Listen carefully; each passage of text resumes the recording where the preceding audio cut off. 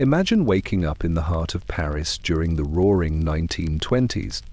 The city hums before the sun is fully risen, a faint saxophone drifts from a smoky club, perfume lingers in the stairwell of your apartment, and outside, the cobblestones still glisten from last night's rain. Life feels electric, as if every cafe, cabaret, and midnight salon is promising both beauty and danger. You pull on your coat, not knowing whether today will bring champagne toasts under chandeliers or whispered transactions in the back room of a Montmartre bar. Oh, and if you're enjoying these stories, I'd really appreciate a like or subscribe. Super curious where you're all listening from, so drop a comment with your location and what time it is there. Always blows my mind how people are falling asleep to this all over the world. Alright, find that cozy spot, take a nice slow breath, and just let your body sink into whatever you're lying on. We're stepping back into the time of jazz-drenched Paris, when glamour masked a hidden undercurrent heroine flowing quietly through studios, boudoirs, and back alleys. Imagine artists painting masterpieces by day, then chasing powdered dreams by night. Think about how different life is now. Pharmacies keep medicine behind locked counters, yet here, entire social circles revolved around little glass vials. Could you have resisted the lure, or would the glittering lights have pulled you in too? You sit in a rattling carriage, the last train sliding through the French countryside like a steel serpent. The year is 1922, though the world feels both ancient and brand new, stitched together with the scars of the Great War and the restless hunger of what comes after. Outside your window, fields pass in a blur of darkness, only broken by lanterns glowing faintly in distant farmhouses. Each flicker of light feels like a reminder that others are already at rest, while you are carried forward into something that refuses to sleep.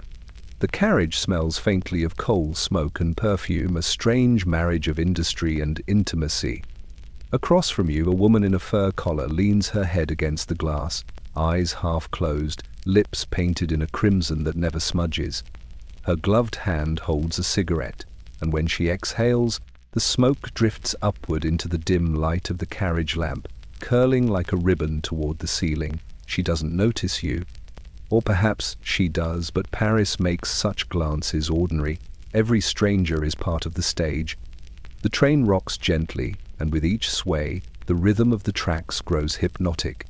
You think of where you're headed, a city whispered about in every cafe across Europe, a city where the night never really ends. Paris. The name itself feels heavy with promise. You imagine wide boulevards, the glow of street lamps on rain-slick stones, the laughter of cabaret girls spilling into the night air, the strains of a trumpet echoing from an open club door, and behind it all, a rumor, something more dangerous than absinthe, more intoxicating than champagne, a whisper of powders and vials passed hand to hand in velvet-lined rooms.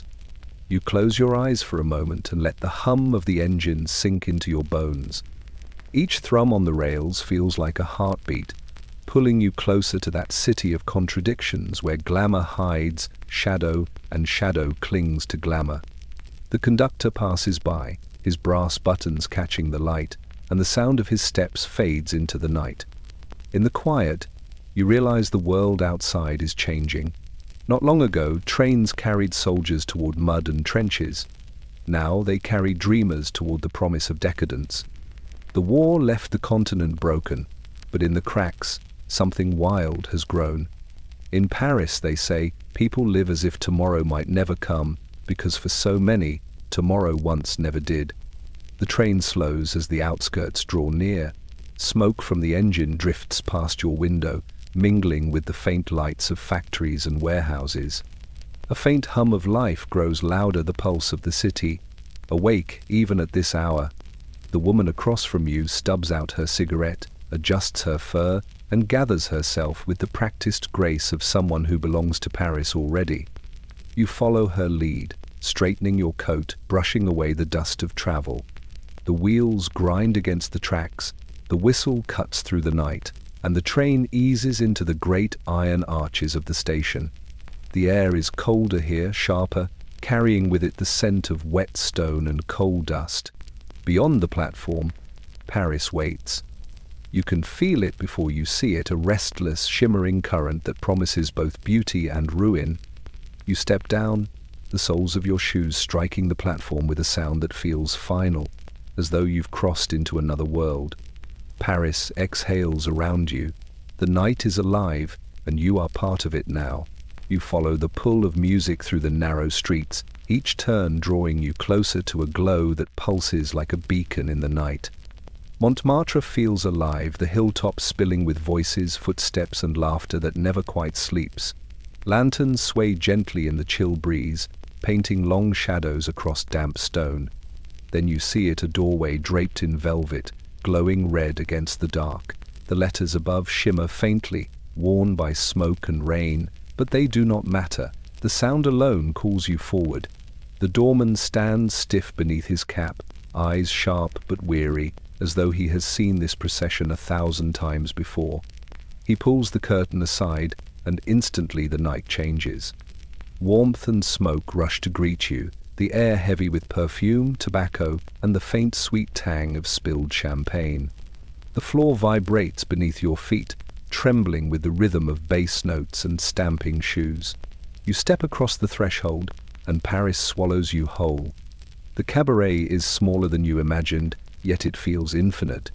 Mirrors stretch the walls outward, reflecting 1,000 faces, 1,000 sequins, 1,000 glasses raised in cheer.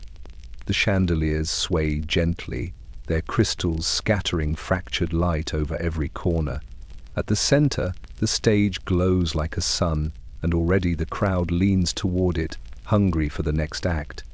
You take a seat at a small round table, its surface sticky with sugar and spilled wine, and let the night unfold before you. The band surges first, a trumpet blaring sharp and wild, a piano rolling like a storm, drums snapping with the urgency of a heartbeat. Laughter rises with the music, glasses clink, and voices shout in rhythm, blending into a single roar. Then, as if conjured by the sound itself, the dancers arrive.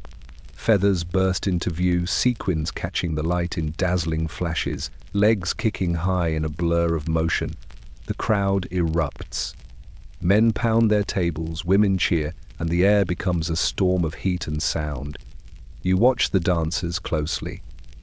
Their smiles are bright, their eyes lined in kohl, their lips painted deep crimson.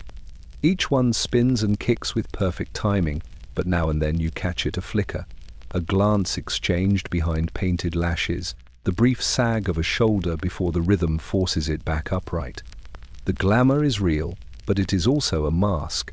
Beneath the sequins there is hunger, beneath the smiles there is exhaustion. Near the back of the room, a different performance plays out.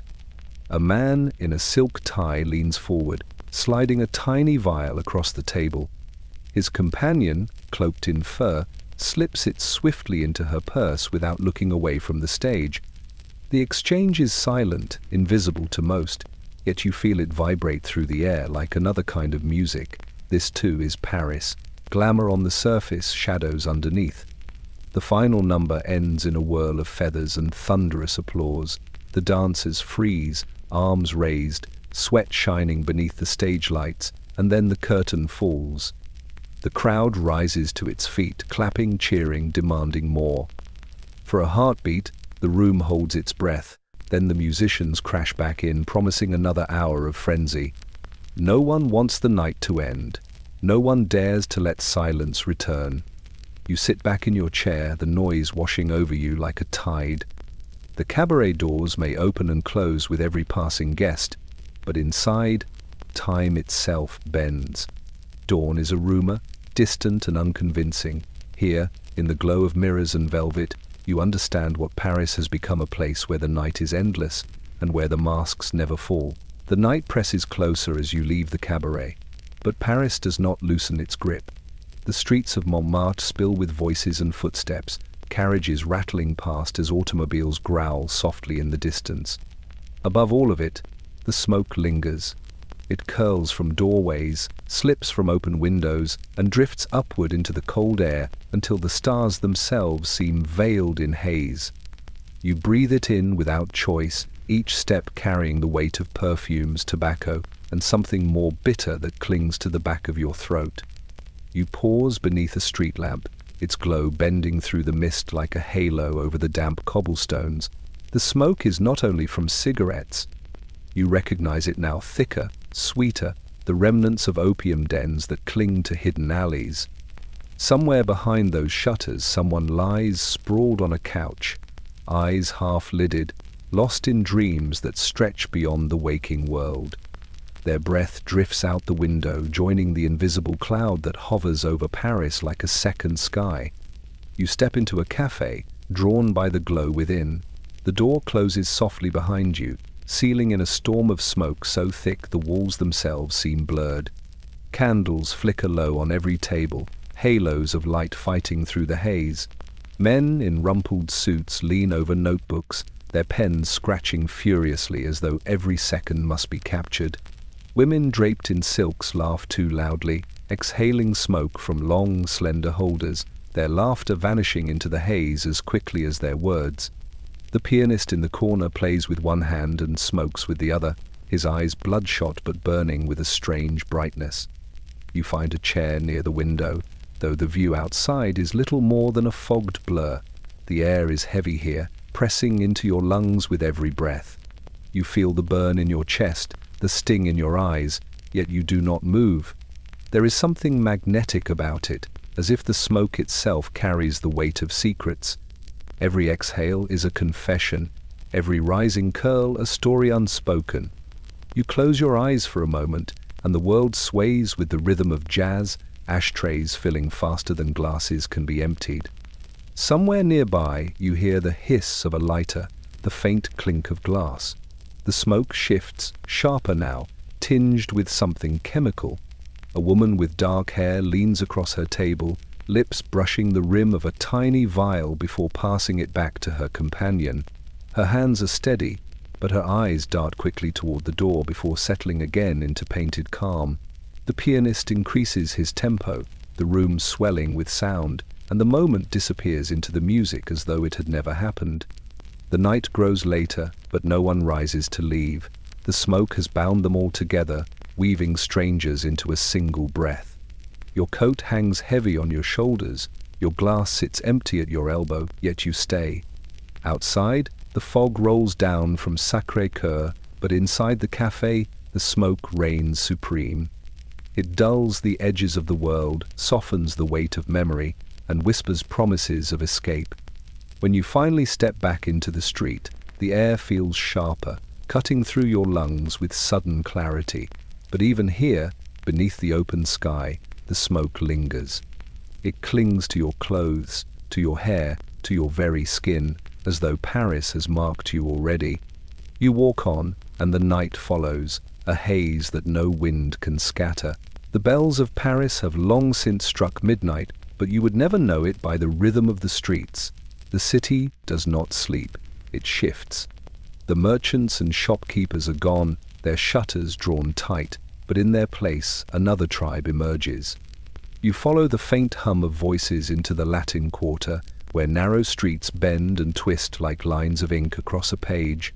Here, at this hour, artists rule. The cafe doors stand open, spilling light onto the cobblestones, each doorway a portal into another world. Inside one, a poet slams his fist against a wooden table, words pouring from his mouth as quickly as the smoke from his cigarette. His audience leans in, nodding, eyes shining with the fever of belief. In another, a painter sits cross-legged on the floor, canvases stacked against the wall like soldiers waiting for battle. His brush moves with frantic strokes, dragging colors across the fabric of night itself. He barely looks up when a glass of wine is placed beside him. The muse is louder than thirst. You step into one of these rooms, the smoke thick, the air heavy with oil paints, coffee grounds, and sweat.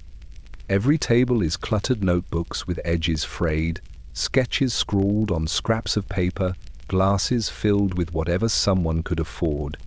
Jazz leaks from a gramophone in the corner, the record crackling like fire, keeping time for those who cannot stop their hands.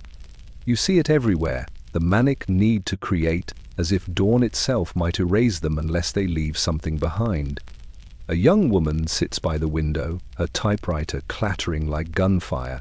She pauses only to sip from a chipped cup, eyes flicking toward the fogged glass before diving again into her words. Beside her, a man scrawls with charcoal on the back of an envelope, capturing the curve of her neck in a few rough strokes. He does not ask her permission, nor does she notice, or perhaps she does and chooses to let him. In this hour, everything belongs to everyone. Not far away, two musicians argue in hushed tones, their instruments leaning against the wall like tired companions. One insists that the trumpet must shout louder, wilder, until it breaks through the ceiling. The other shakes his head, eyes closed, whispering that music should whisper like a lover. Their debate is drowned out when a woman at the bar begins to sing, her voice low, heavy, bruised with fatigue, yet strong enough to hush the room. She sings of streets and rivers, of soldiers lost and dreams found, and for a moment, even the smoke seems to pause to listen. You sit quietly, taking it in. Around you, the artists of the midnight hour burn with a fire that does not dim. Some are fueled by wine, others by powders passed beneath the table, but all are bound by the same urgency. They live as if this moment is all that matters, as if creation itself is a kind of survival. Their laughter rings loud, their silence is louder still, and you realize that Paris is not built only of stone and boulevards. It is built of this sleepless nights, trembling hands, ink-stained tables, and voices that will not be silenced. When you finally step back into the street, the sky has not yet softened toward dawn. The city holds its breath, suspended in that fragile space where night refuses to end. The artists remain inside, still working, still burning. Their smoke curls into the sky, their songs echo faintly into the alleys, and their words linger in the air like prayers. Paris does not sleep, because its dreamers cannot. The hour drifts closer to morning, though in Paris the night never truly surrenders. You wander back through Montmartre, past shuttered shops and cafes still awake, their windows glowing with weak yellow light. The laughter that rises from them sounds polished, as if scrubbed clean of weariness, but you know better now. This city breathes illusions. Every street holds a performance, every face its own disguise. You stop at a doorway framed in gilt, where a man in tails tips his hat and ushers you inside. The air changes instantly, thick with perfume and cigar smoke, heavy with the heat of bodies pressed close. The room dazzles with chandeliers, their crystals catching every glint of silk and sequins. Couples glide across the polished floor in practiced steps, their movements smooth as glass, their smiles radiant as moons. But even in the glow you see it, cracks hidden beneath powder and rouge, eyes just a fraction too tired to match the laughter that follows. At a table near the stage, a woman in a gold dress leans forward, her diamonds catching the light like tiny suns. Her laughter is sharp, perfectly timed, echoing just above the music. Yet when her companion turns away, her face drops for a heartbeat, the shimmer gone, replaced by a shadow of exhaustion that makes her look older than the glitter allows.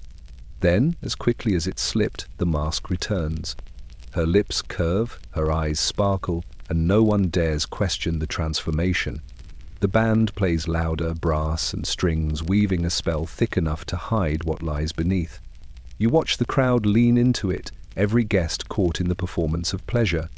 A man claps too forcefully, his sleeve sliding back just enough to reveal a trembling wrist. Another tips his glass back too quickly, draining it as though thirst alone cannot explain it. Yet no one acknowledges these slips. In this room the rule is simple. What is unseen does not exist. Behind the velvet curtains, the real Paris waits. Dancers catch their breath in shadow, wiping sweat from their brows before painting their smiles back on. A singer coughs quietly into her handkerchief, then smooths her hair and steps into the spotlight as though nothing ever cracked. Even the waiters move with a kind of practiced elegance, bowing and smiling while their eyes dart toward quiet exchanges in corners, tiny vials that glitter more dangerously than the jewels. You sit with it all, letting the music wash over you while the truth hums beneath the surface.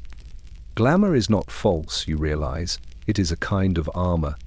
Every feather, every diamond, every painted smile is a shield against hunger, sorrow, and fear. The masks are not meant to deceive, but to protect. The danger is only in forgetting they are masks at all. When the song ends and applause swells, the room erupts in delight, as if nothing but joy exists. Yet as you step back into the night, the echo lingers differently. The laughter clings like smoke, and you know now that Paris shines brightest where the masks are strongest. Beneath the glamour lies a silence no orchestra can drown. The cabarets grow quiet as the night exhales its last breath, yet Paris does not fall into silence. You walk toward the Rue de Rivoli, where the long colonnades stretch like ribs of stone along the heart of the city. The hour is neither night nor morning, a liminal space where the revelers have stumbled home, but the workers of dawn have not yet claimed the streets. Here, the city pauses. Here, you feel it breathe. The arcades are still lit, pools of pale yellow spilling across the damp pavement. A stray carriage rolls by, its wheels echoing against the stone walls, followed by the low growl of an early motorcar. Their sounds fade quickly, leaving you again in the company of your footsteps. The air carries a chill, sharp enough to remind you that the glamour of the night is retreating.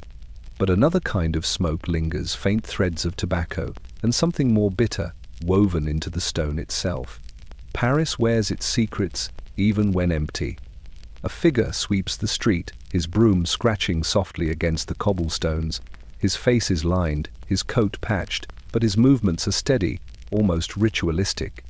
He does not look up as you pass, though you feel the weight of his presence.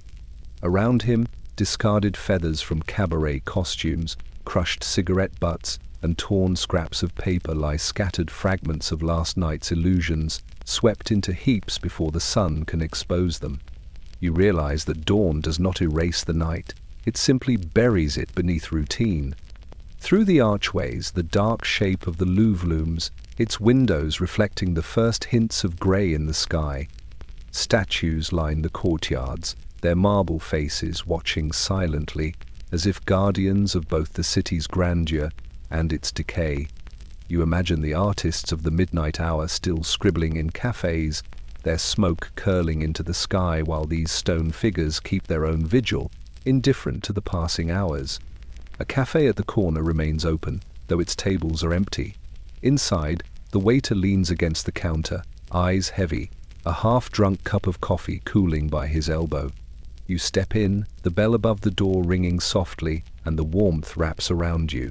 The walls are yellowed from years of smoke, the floorboards scarred by countless boots. He brings you coffee without asking, setting it down with a nod.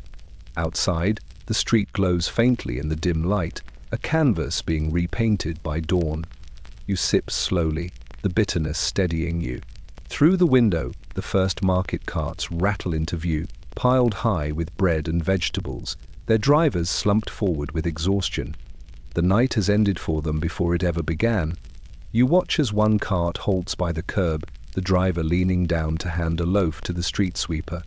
A wordless exchange, the kind of gesture that keeps the city alive, even as it wears itself thin.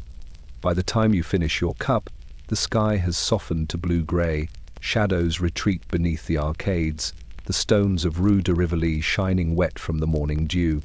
The masks of the night are gone, tucked away until evening, but you know they will return. For now, the city wears another face, quieter, weary, yet no less alive. You step back into the street, the air cold against your skin. Paris shifts around you, the glamour replaced with labor, the secrets folded back into silence. The Rue de Rivoli before dawn feels like a confession whispered only once a day, a reminder that beneath the lights and feathers lies a city that still must endure the morning. The sun has risen, but Paris still feels half asleep, its heartbeat muffled under the weight of another restless night. You drift through narrow streets, where the cobblestones shine with dew and shutters remain tightly closed. Yet here and there, behind unmarked doors and faded awnings, you notice a different kind of stirring.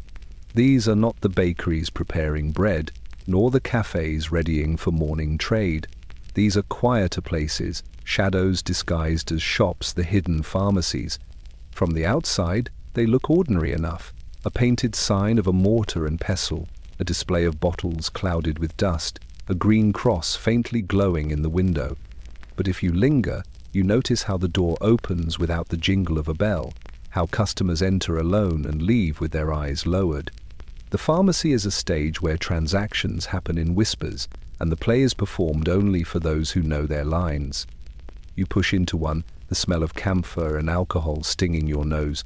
Rows of jars line the shelves, their labels neat and clinical: laudanum, quinine, tinctures for coughs and fevers. But behind the counter, the apothecary's hands move with a subtlety that betrays his craft. He greets you politely, yet his gaze flickers with quiet calculation, weighing whether you belong to the ordinary world of cough syrups or the secret world that waits beneath. In a corner, a woman dressed in pearls waits, her gloves folded neatly in her lap. She speaks softly when her turn comes, her words indistinct, yet the apothecary nods with knowing precision. From a drawer beneath the counter, he produces a small packet wrapped in brown paper. The exchange is smooth, practiced, the kind of motion repeated countless times. She thanks him with a smile that trembles at the edges, then vanishes into the morning light, carrying Paris's hidden heart in her handbag. You realize these pharmacies are more than shops, they are lifelines. To some, they offer relief from wounds still aching after the Great War soldiers who returned with shattered nerves, unable to sleep without powders. To others, they provide escape from the heaviness of memory, a way to chase dreams brighter than daylight allows. And to the wealthy, they are another ornament, an indulgence as fashionable as silk gloves or jeweled brooches. The apothecary meets your eyes for a moment, his expression unreadable. Behind him, the jars gleam like glass soldiers, each one carrying both salvation and ruin. He turns to measure out a dose for another man, his hand steady as he pours the powder into a vial. The ritual feels almost sacred, as though he is a priest tending to an altar. But you sense the weight of secrecy pressing against every breath in the room. When you leave, the air outside feels sharper, cleaner, yet even on the breeze, you imagine the scent of camphor and morphine clinging faintly to your coat. The hidden pharmacies leave no trace on the street, no sign of what passes through their doors. But once you've seen them, you cannot unsee. They are woven into the fabric of Paris, as vital as the cafes, as enduring as the boulevards, as invisible as smoke in the morning air. You walk on, and the city hums around you, unaware or unwilling to notice. Behind closed doors, the hidden pharmacies keep their secrets, and Paris keeps wearing its mask. Paris in the afternoon is a city of layers.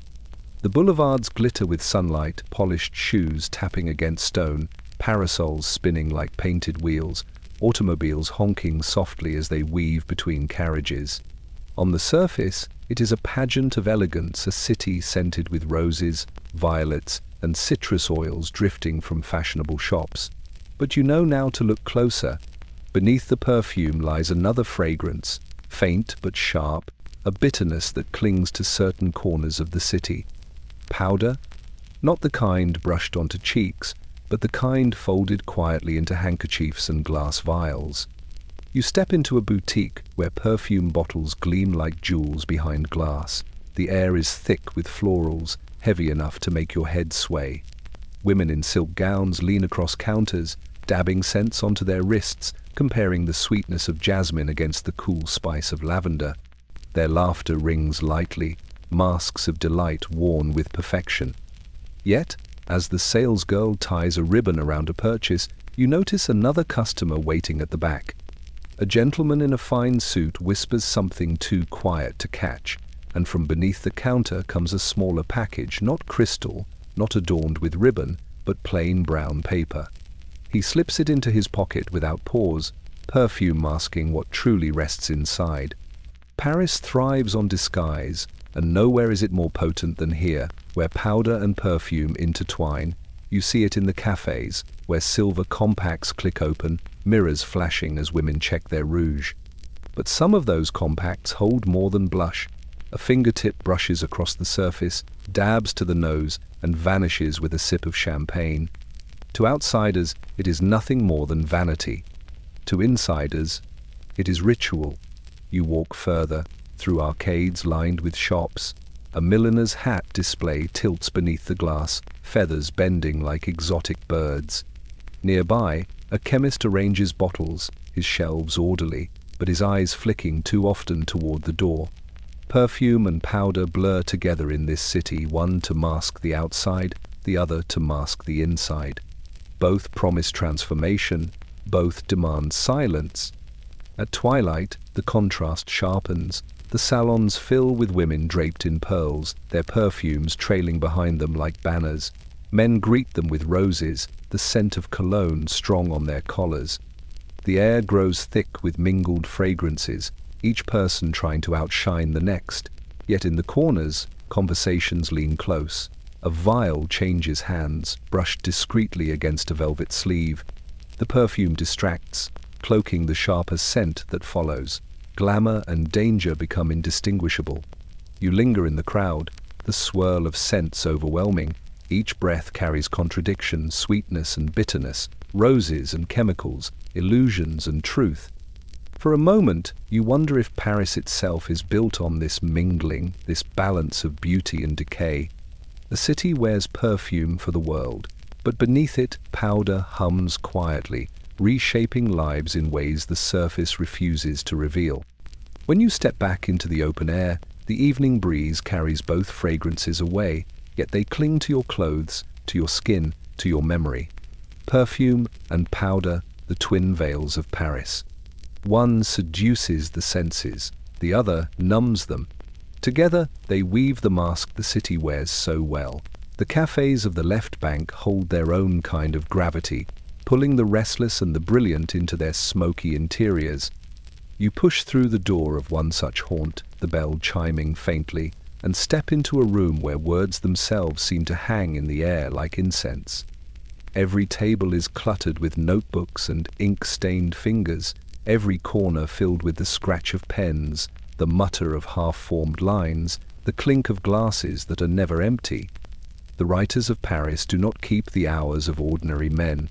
Their mornings begin at dusk, their nights stretch until the street lamps dim into dawn. You see them now, hunched over their papers, shoulders bowed as if carrying invisible weights. Their hair is uncombed, their collars undone, but their eyes burn with a fever that no amount of wine can quench.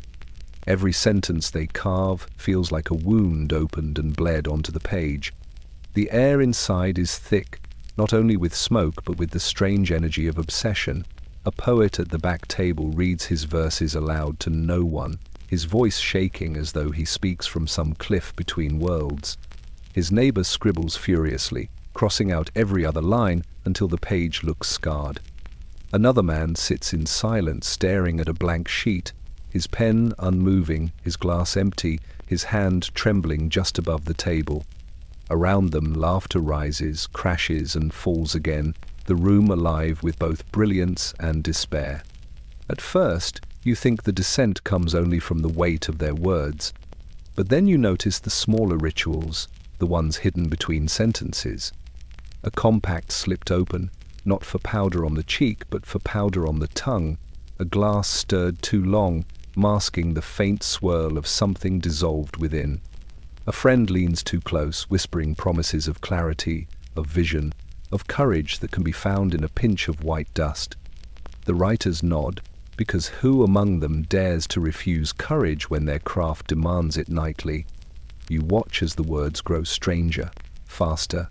Pens scratch across the paper in a frenzy, metaphors tumbling over one another like stones in a river.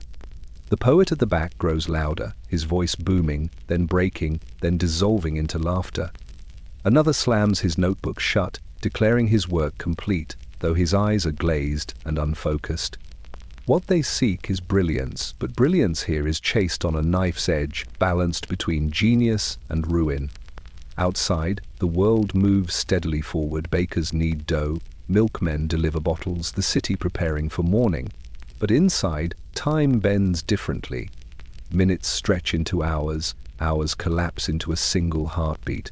The descent is quiet at first, masked by creativity, hidden beneath applause and raised glasses.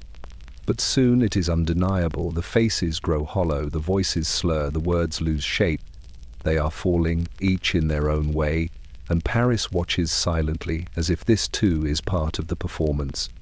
When you finally step back into the night, the cafe door closing behind you, the sound of their laughter still echoes faintly in your ears. It is not joy you hear, but something sharper, something fractured. The writers descend each night into their own shadows, hoping to drag back fragments of beauty for the world to see. And though some succeed, others vanish into the smoke, their words left unfinished, their stories swallowed by the city that gave them both inspiration and ruin. Paris glitters with francs and gold watches in daylight, but by nightfall another economy takes hold. You feel it as you step into a narrow passageway near Pigalle, the cobblestones damp beneath your feet, the lamps flickering with uncertain light. The city whispers in these alleys, not of stocks or salaries, but of vials and powders that change hands with more care than any coin. This is the secret currency of Paris, invisible yet everywhere, flowing through the veins of both the desperate and the decadent. You enter a cafe that never seems to close, its tables crowded with men in wrinkled jackets and women in silk gowns, their worlds colliding in clouds of smoke. At first glance, the clink of glasses and scatter of coins looks ordinary. But look closer, and you notice the other exchanges. A matchbox passed from hand to hand, heavier than it should be. A folded napkin that disappears into a pocket before the waiter even clears the table. Money is exchanged, yes, but it is not the true payment. What matters here is trust, silence, and access. At the bar, a man in a bowler hat orders wine. The bartender sets the glass down with practiced indifference, but beneath it rests a small slip of paper. The man tucks it away without looking, downs the drink, and leaves without a word. His seat is filled before the glass cools, the next guest sliding in as if rehearsed. The rhythm is seamless, hidden beneath the music of a gramophone and the chatter of patrons who choose not to see. The vials themselves are treated like treasures. You see one flash briefly in the candlelight clear glass, no larger than a thumb, cork sealed tight. It vanishes as quickly as it appeared, tucked into a fur purse or slipped into a coat lining. No receipts are written, no ledgers kept, yet the circulation is constant, unstoppable. This is not a market in the open square. It is a shadow market, stitched into every level of society. You step outside again, and the street tells the same story. A cab slows to the curb, a hand extends from the window, and a package changes possession in the span of a blink. Two lovers walk arm in arm, their laughter loud, yet between their palms something small shifts from one to the other. Even the city's glittering salons are not immune. In mirrored ballrooms, powder is passed in the folds of silk fans, concealed behind the glamour of waltzes and champagne. What strikes you most is how ordinary it has become. To the eyes of Paris, this secret currency is simply part of the night, as natural as tipping a waiter or buying a ticket at the cabaret. And yet, you sense its weight, how it buys not only escape but silence, how it purchases not only pleasure but ruin. The city has built its mask on this unspoken trade, and every smile you see may be purchased by powder. Every burst of laughter, another transaction settled. As dawn creeps closer, the flow does not stop. Somewhere a baker prepares his loaves, but elsewhere a vial changes hands with the same reverence. You realize Paris runs on two economies, one of daylight, measured in francs and coins, and one of night, measured in powders that vanish into lungs and veins. And in the quiet between them, you see the truth that the secret currency may be the stronger of the two. It buys not bread or shelter, but the very illusion of living without consequence. The curtain falls, the applause fades, and the cabaret is left in a hushed afterglow. You slip behind the velvet drapes and find yourself in the wings, where the glamour of the stage dissolves into a very different world. The cabaret girls gather here, feathers drooping, sequins dulled by sweat, rouge smudged along their cheeks.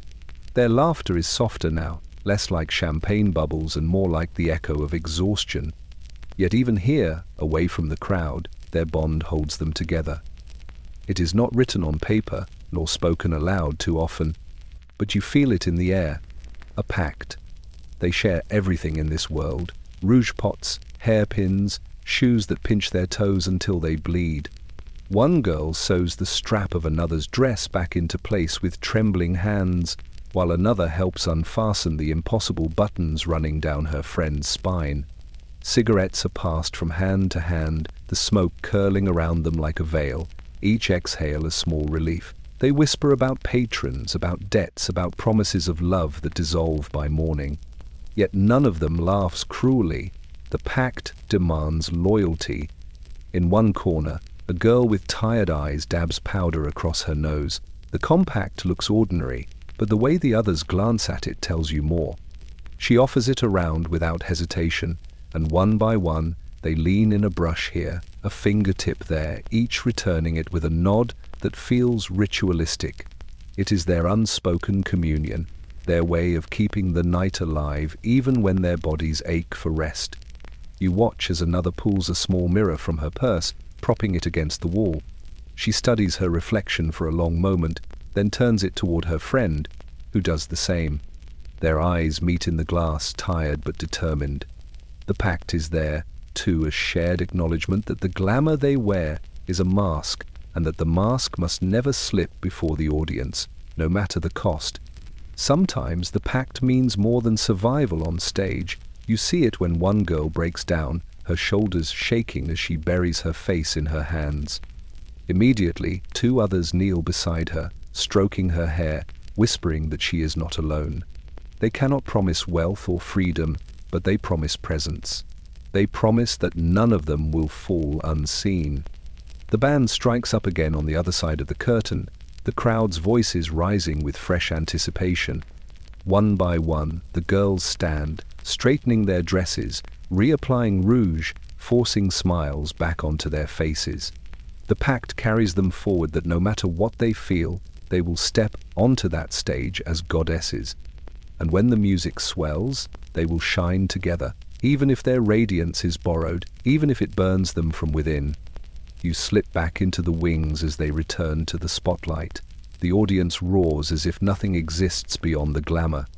But you know now the truth that hides beneath the feathers and sequins. The cabaret girls are bound to one another by something stronger than applause. Their pact is their shield against a world that takes too much and gives too little, and without it, Paris would have already swallowed them whole. The cabaret's lights may glitter on the dancers, but the true heartbeat of the night begins in the shadows where the musicians play. You follow the sound through the smoke-thick air, the trumpets' cry pulling you closer until you reach the stage. There they are, the jazzmen, hunched over their instruments, sweat shining on their brows, their eyes half closed as though the music itself possesses them. The drummer starts first, his sticks snapping against the snare like bones knocking together, steady and relentless. His rhythm is a heartbeat, pulsing through the room, keeping everyone alive. The bassist leans into his strings, fingers blistered but sure, each note vibrating deep into the floorboards, into the very soles of your shoes. Then the trumpet cuts through, wild, sharp, full of defiance, a sound that slices the smoke like a blade. The crowd leans in, their bodies swaying unconsciously, carried by the pulse that rises from the stage. You see how the jazzmen live in that rhythm. They nod to one another, eyes meeting for the briefest second, then splintering off into improvisation. Every note is born and dies in the same breath, never to be played again, yet it feels eternal in the moment. The piano hammers out chords like storms rolling through, and the clarinet weaves around it, smooth and sly, slipping between the thunder. Together, they build something fragile and fierce, a sound too alive to be written down, too dangerous to belong anywhere else but here. But you also notice the strain. The trumpeter's hands shake when he lowers his horn, his lips roar from the mouthpiece. The drummer's shoulders slump between sets, and his eyes dart toward the corner where a small glass vial changes hands. He tips the powder into his drink, stirs it quickly, and drinks deep before the next number begins. The music demands more than the body can give, and the pulse must be fed. The crowd doesn't see it or chooses not to. They hear only the brilliance, the fire, the raw insistence of jazz. They clap, they stomp, they shout for more. Every demand pulls harder on the men who play, and still the band delivers, because the music is not only their livelihood, it is their lifeline. Without it, they would vanish into the silence of forgotten names. With it, they burn, night after night, until dawn. You stand close enough to feel the vibration of the bass against your chest, the trumpet's cry ringing in your ears long after the note fades. The jazzman's pulse becomes your own heartbeat, your breath quickening with their tempo. For a moment, you are inside it, the madness, the beauty, the unrelenting need to keep the sound alive no matter the cost. When the set finally ends, the room explodes with applause, glasses raised high. The musicians bow, their faces half hidden by sweat and smoke, then sink back into the shadows where the glamour cannot follow. You catch sight of them again, heads bowed, hands trembling, already reaching for another drink, another vial, another way to keep the pulse steady. The music may belong to Paris, but the cost belongs to the men who play it. And as the crowd roars for an encore, you realize the truth. The jazzman's pulse is not only rhythm, it is sacrifice. It beats louder each night, until one night it will beat no more. The cabaret dazzles under its chandeliers, but you know by now that the true stories do not happen in the light. They wait in the shadows, where velvet curtains hang heavy, muffling laughter and swallowing music. You slip past the stage, through the folds of crimson fabric, and step into a world the audience never sees. The air here is different, thicker, quieter, dense with smoke and whispers. The glamour of the performance fades into something raw, sharper, and far more dangerous. Behind the curtains, dancers sit with their shoulders bare, gowns loosened, their smiles discarded like masks on the dressing table. Rouge pots are open, compacts cracked, sequins scattered across the floor like fallen stars. A girl slumps on a stool, her head bowed as another lights her cigarette, placing it gently between her lips. Their laughter is softer here, without the sharp edges demanded by the stage. They lean on one another, bound not by applause, but by exhaustion. In the far corner, the musicians gather, instruments resting in their laps. They do not speak loudly. Instead, their eyes are half closed, their fingers tapping silent rhythms on their knees, as if the music still runs through them, even in silence. One wipes sweat from his horn, another tips powder into his drink with the ease of repetition. Their faces look older here, away from the lights, the price of rhythm carved into the lines of their skin. And then there are the others, the ones who do not perform, the patrons who have paid for more than champagne. They slip quietly behind the curtains, escorted by waiters who know the way without asking. These men wear silk ties and diamond cufflinks, their cologne strong enough to fill the room. They sit with the dancers, their hands lingering too long on sequined shoulders, their whispers sweetened with promises that will vanish by morning. The dancers laugh, because the pack demands it, but you see their eyes when the men turn away. The mask is gone, and what lingers is weariness. A different trade moves here as well.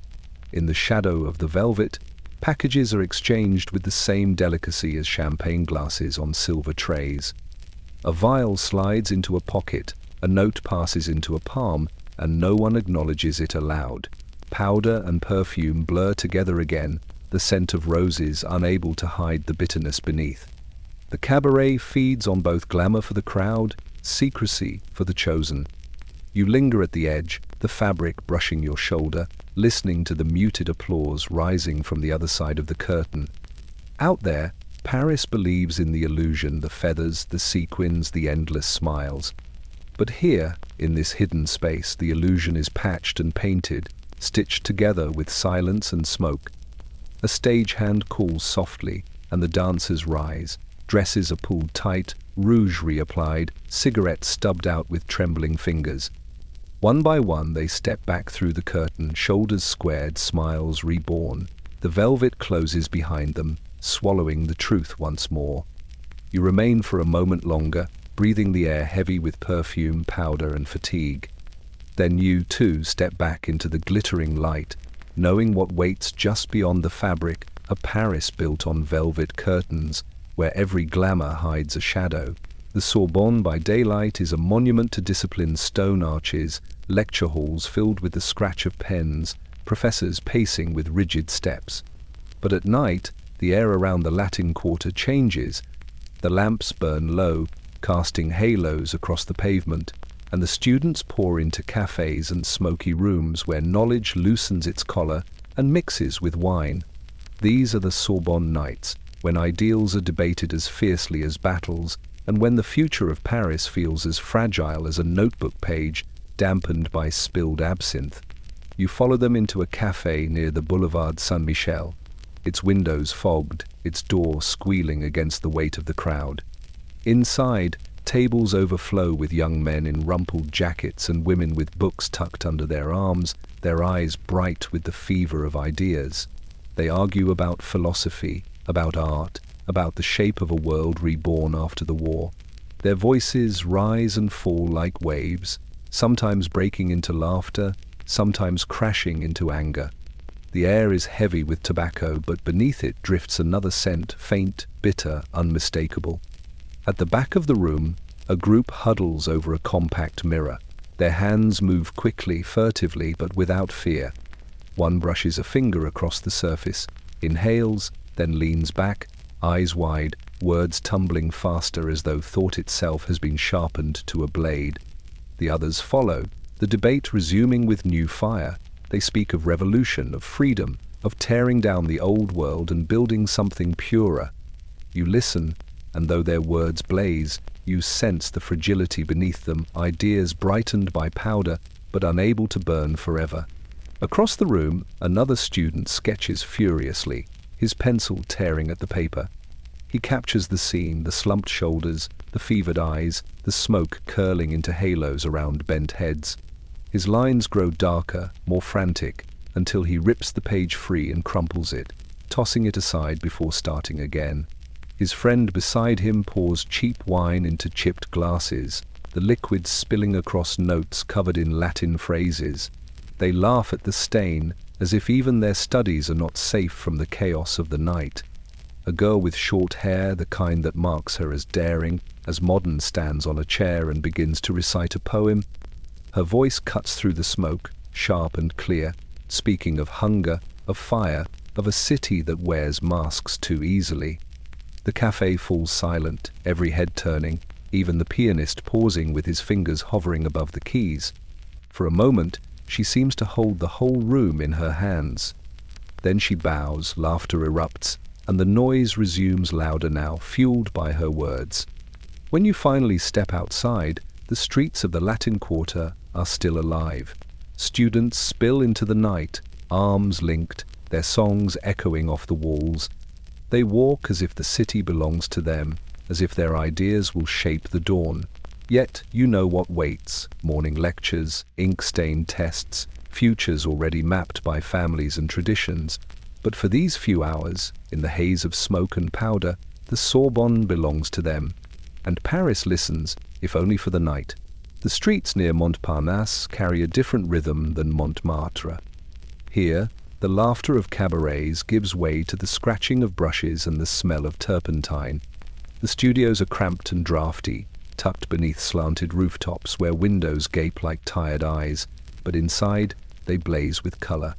You climb a narrow stairwell and push through a crooked door, and suddenly the night blooms into a storm of canvases and palettes, every surface alive with paint.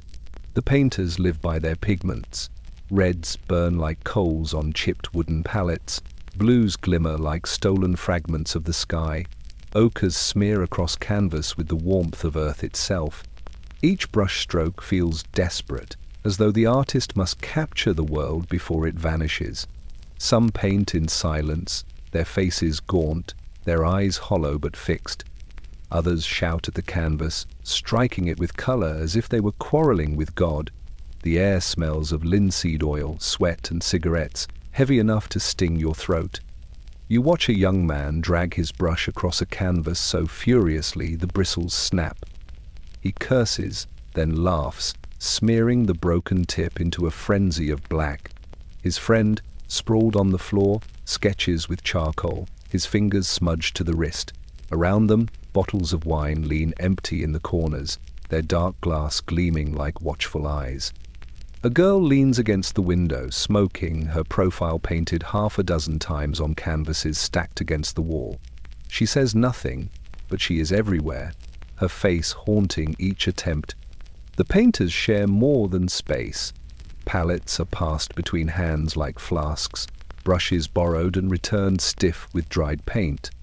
Even their rations are shared bread torn into pieces, wine poured equally into chipped mugs, yet beneath the camaraderie lies hunger. The walls are thin, the roofs leak, and the rent collector's knock is always feared. Still they choose this life, bound to their pallets as knights to their swords. For them, survival is measured not in francs but in color. You notice the smaller rituals. A powder vial resting beside the paints, its white dust mistaken easily for pigment. A fingertip brushed across it, a quick inhale, and suddenly the artist's hands move faster, his eyes bright with a fire that blazes until the canvas is filled. But when the frenzy fades, he slumps back, his palette slipping to the floor, the colors running together like blood. The others do not speak of it. They know the cost, and they know the need.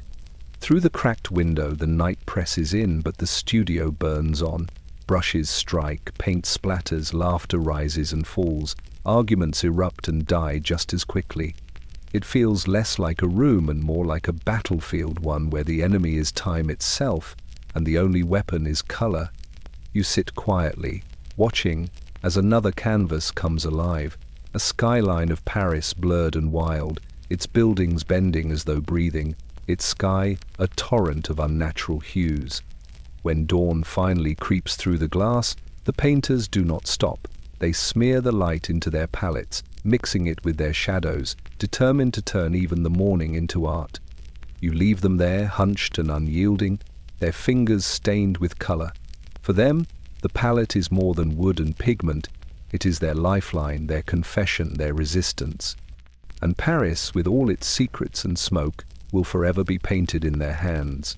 By day, the Café de Flore is a polished jewel of Saint-Germain, its wicker chairs filled with fashionable coats, its tables shining with polished silver.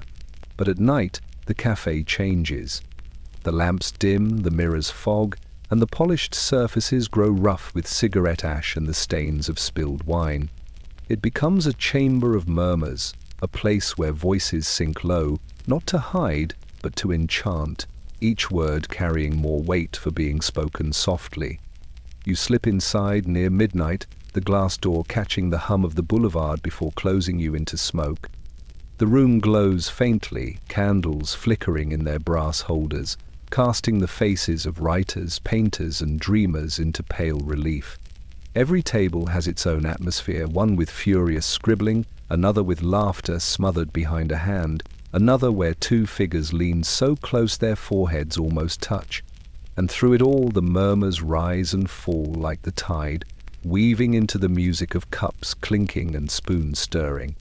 At one corner, a philosopher sketches diagrams onto a napkin, his words a whisper, yet the students surrounding him lean forward as though he were unveiling a prophecy. Their cigarettes burn quickly, smoke rising in silver spirals above their heads. He pauses, only to sip his coffee, black, bitter, untouched by sugar, then continues, his voice lower still, as if the walls themselves are listening. His students nod, their pens racing to capture fragments, but the weight of his voice is not in the logic. It is in the cadence, the hush, the power of saying what feels forbidden. Across the room, a woman in a velvet hat reads her poetry aloud to a man who cannot stop staring at her lips. She murmurs as though confessing, each syllable careful, like the stroke of a brush across canvas. The man listens with rapt attention. though you suspect he hears more in the pauses than in the words. When she finishes, the silence between them lingers, charged, before dissolving into soft laughter. The poem may vanish, but the murmur remains. Everywhere you turn, secrets seem to hum just beyond hearing. A group of men exchange folded slips of paper beneath their glasses, the notes passing silently from hand to hand. A young painter leans across to another, whispering about a patron's appetite for scandal, his words broken by muffled chuckles. And at the back, the faint clink of glass accompanies a quieter ritual powder, tipped discreetly into a drink, stirred once, then swallowed without ceremony. The conversation at that table grows louder, faster, the voices buzzing like wires overcharged. You sit and listen, letting the murmur soak into your bones. It is not the content that matters, the philosophies, the gossip, the fragments of poetry. It is the rhythm. The voices are low, but the energy is restless, as if Paris itself is whispering through every mouth. Each table feels like a thread, and together they weave the fabric of the city's night, delicate but unbreakable. When you finally step back into the street, the boulevard is nearly silent. The lamps burn steadily, casting long shadows across the empty pavement. Yet the murmurs follow you, echoing faintly in your ears. They cling to your coat, drift into your breath, remind you that the Café de Flore never truly sleeps. Its whispers remain, bound to the night, part of the endless conversation that Paris conducts with itself in hushed voices, candlelight, and smoke. Paris wears a different mask during Fashion Week. By day, the city parades itself in silk and velvet, the avenues lined with photographers and chauffeurs, mannequins striding through gilded halls while seamstresses stitch frantically behind closed doors. But when the final gowns sweep across the runway and the applause subsides, the true theatre begins. You find yourself swept along with the crowd toward an after-party, where the night promises more spectacle than any catwalk could hold. The building is an old Hôtel Particulier near the Champs-Élysées, its facade discreet but its windows blazing with light.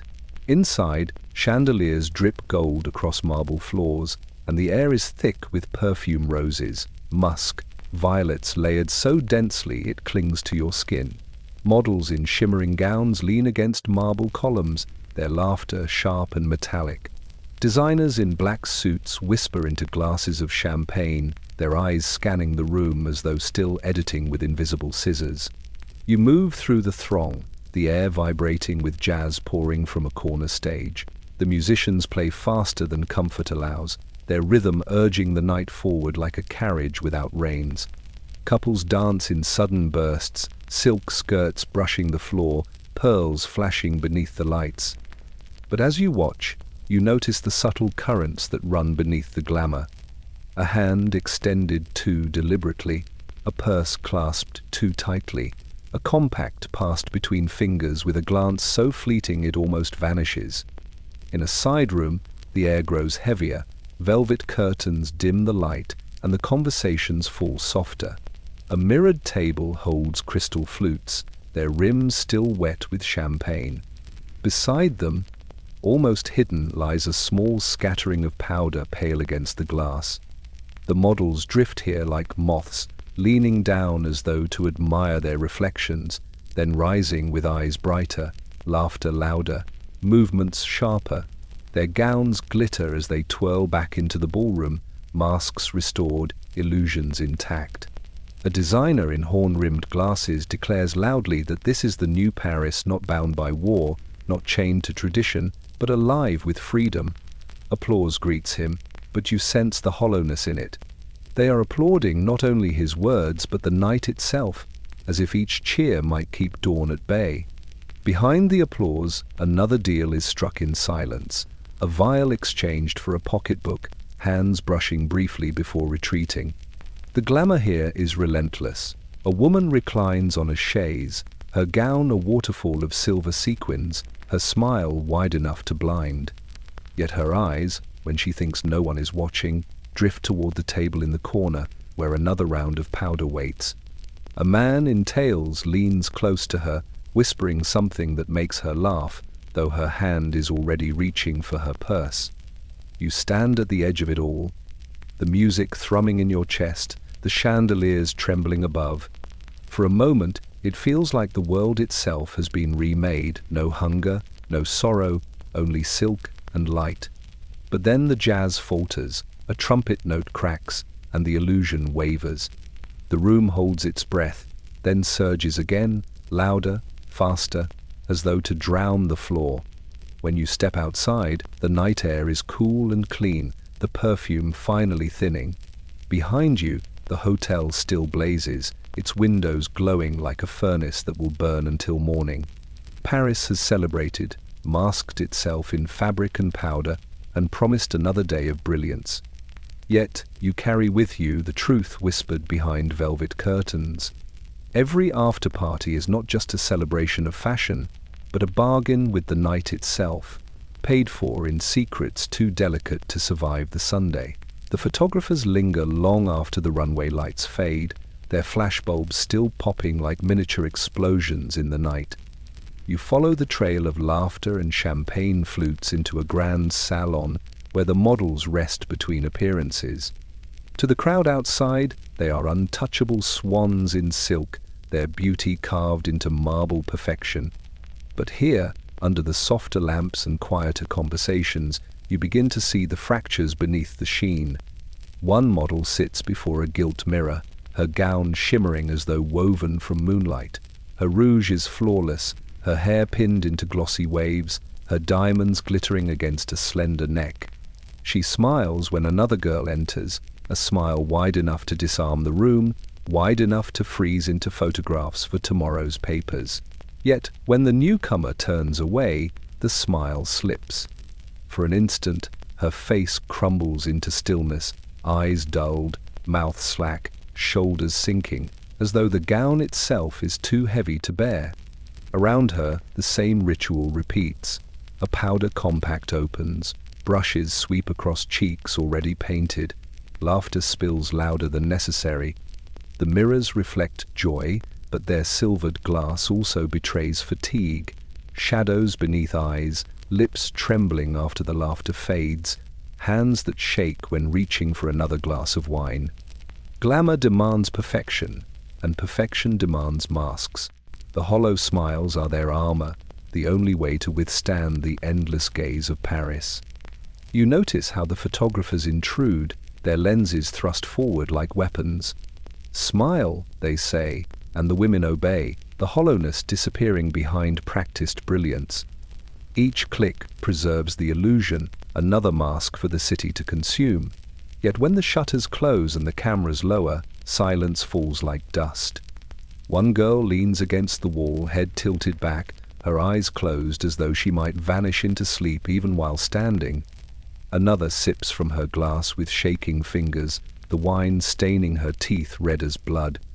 The smile returns only when demanded, when a patron approaches, when a designer sweeps in, when the music swells. It is never spontaneous, always rehearsed, perfected until it can be given on command. But you, watching from the edge, see how quickly it fades once the moment passes, as if the muscles themselves cannot endure the weight of false joy for long. At the corner of the room, a model sits apart, her reflection doubled in the mirror beside her. She powders her nose, then pauses, staring into her own eyes. Slowly, she forces a smile, testing it, adjusting it, until it gleams with effortless radiance. Yet in her gaze you see the truth. She is measuring the distance between the mask and the woman beneath, a gap widening each night. She holds it a moment longer, then lets it drop, her face empty, almost fragile. The jazz band begins another tune in the ballroom, the crowd cheering as though dawn was still far away. The models gather themselves, rising to return to the stage of Paris. Their smiles reappear, dazzling and hollow, ready for another round of photographs, another round of applause. You step outside for air, the night cool against your skin. Behind you, laughter spills from the salon, bright and brittle. Paris will remember the gowns, the jewels, the smiles frozen in silver prints. But you will remember the silence between them, the hollowness carried like a secret weight, hidden beneath sequins and rouge, worn until it becomes the face itself. Paris at night draws not only artists and dreamers, but also the sons and daughters of old fortunes, heirs to empires of steel, shipping, vineyards, and banks. You see them spill from carriages along the boulevards, their laughter cutting through the hum of traffic, their coats trimmed in fur, their gowns sparkling like chandeliers. They belong to a world of privilege, yet in the smoky depths of cabarets and salons, they are indistinguishable from the penniless poets beside them. They are the lost heirs, adrift in a city that tempts them to spend their wealth as quickly as they breathe. Inside a glittering ballroom, you watch them swarm. Their glasses are never empty, champagne poured as though water. They dance recklessly, shoes slipping on polished floors, their laughter sharp with defiance. The war left them untethered, their fathers' legacies fractured, their mothers silent with grief. Now they spend their inheritance in bursts of extravagance, as though each franc might burn a hole in their pockets if not tossed away by morning. The city embraces them, because Paris always feeds on those who bleed wealth as easily as blood. One young man slouches in a corner, his bow tie undone, his eyes glassy. A servant hovers discreetly, but the air waves him off, clutching his glass tighter. His companions slap him on the back, urging another round, another toast, another plunge into forgetfulness. The night becomes his inheritance, each sip a coin, each powder-dusted fingertip, another signature across the crumbling pages of his estate. His family name still gleams in the papers, but here, in the velvet shadows, it is just another mask to discard. Nearby, a young woman leans against the bar, her gown so heavy with jewels it seems to anchor her in place. She smokes from a silver holder, eyes narrowed, her lips curved in a smile that never reaches her gaze.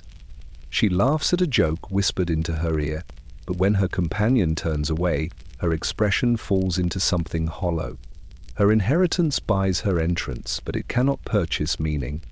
In the powder she dabs against her wrist, in the champagne she drains too quickly, she searches for something to replace the weight of her name.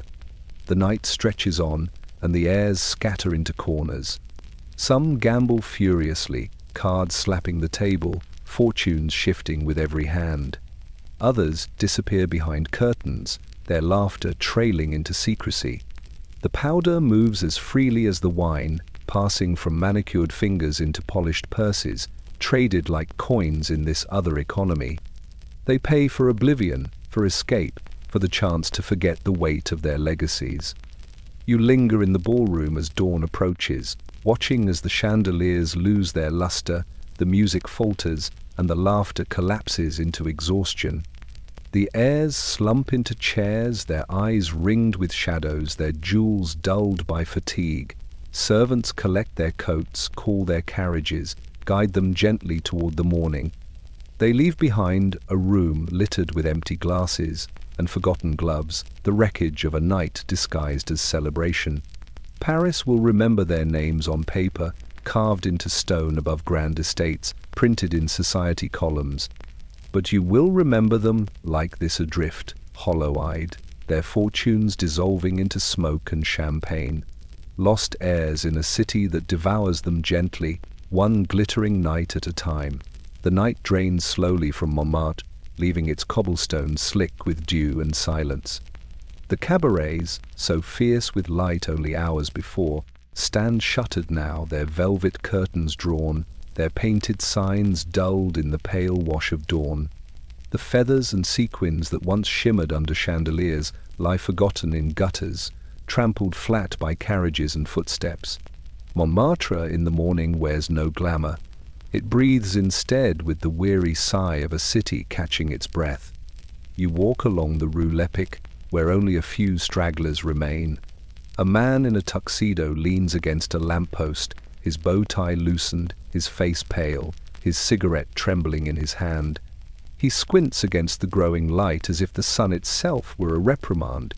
A woman in a gown of tattered silk stumbles past him, clutching her shoes in one hand, her rouge smudged, her laughter gone. The night has stripped them bare, and daylight shows the truth. Shops creak open one by one. The boulangeries are first, their ovens breathing warmth into the morning air. The smell of fresh bread drifts through the streets, colliding with the stale odor of smoke and spilled wine. Women in aprons sweep their steps clean of feathers, cigarette butts, and shards of glass, clearing away the debris of revelry as though erasing a dream. A milk cart rattles down the hill, its horse plodding steady, a rhythm indifferent to the chaos of the night before. In the narrow alleys, the artists emerge from their studios, eyes red, hands stained with paint. Some carry canvases out into the light, holding them up to the pale sky as if asking for judgment. Others simply sit on the steps, smoking in silence, their hair uncombed, their coats patched at the elbows. The cafes begin to fill again, not with dancers or patrons of champagne, but with workers and students sipping coffee, their voices subdued, their faces turned toward the tasks of the day. The contrast is stark. Only hours ago Montmartre pulsed with the frenzy of music and laughter. Now it whispers, its rhythm slowed to the pace of broom strokes and the soft clink of cups. Yet the residue of night lingers. You see it in the smudges of rouge that refuse to wash away, in the discarded gloves lying in the gutter, in the faint bitterness of powder that still clings to the air.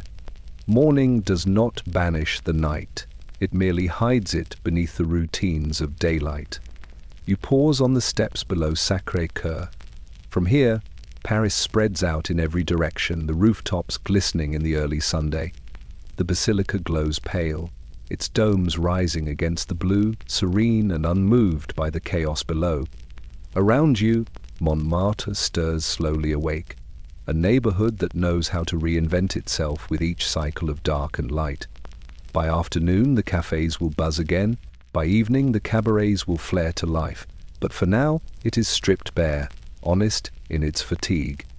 You take in a deep breath of the cool morning air, sharper than the perfumes and smoke of the night before. The city feels quieter, but not innocent, never innocent. Montmartre awaits, gathering strength for another night, its cobblestones holding the memory of laughter, its walls remembering the echoes of music.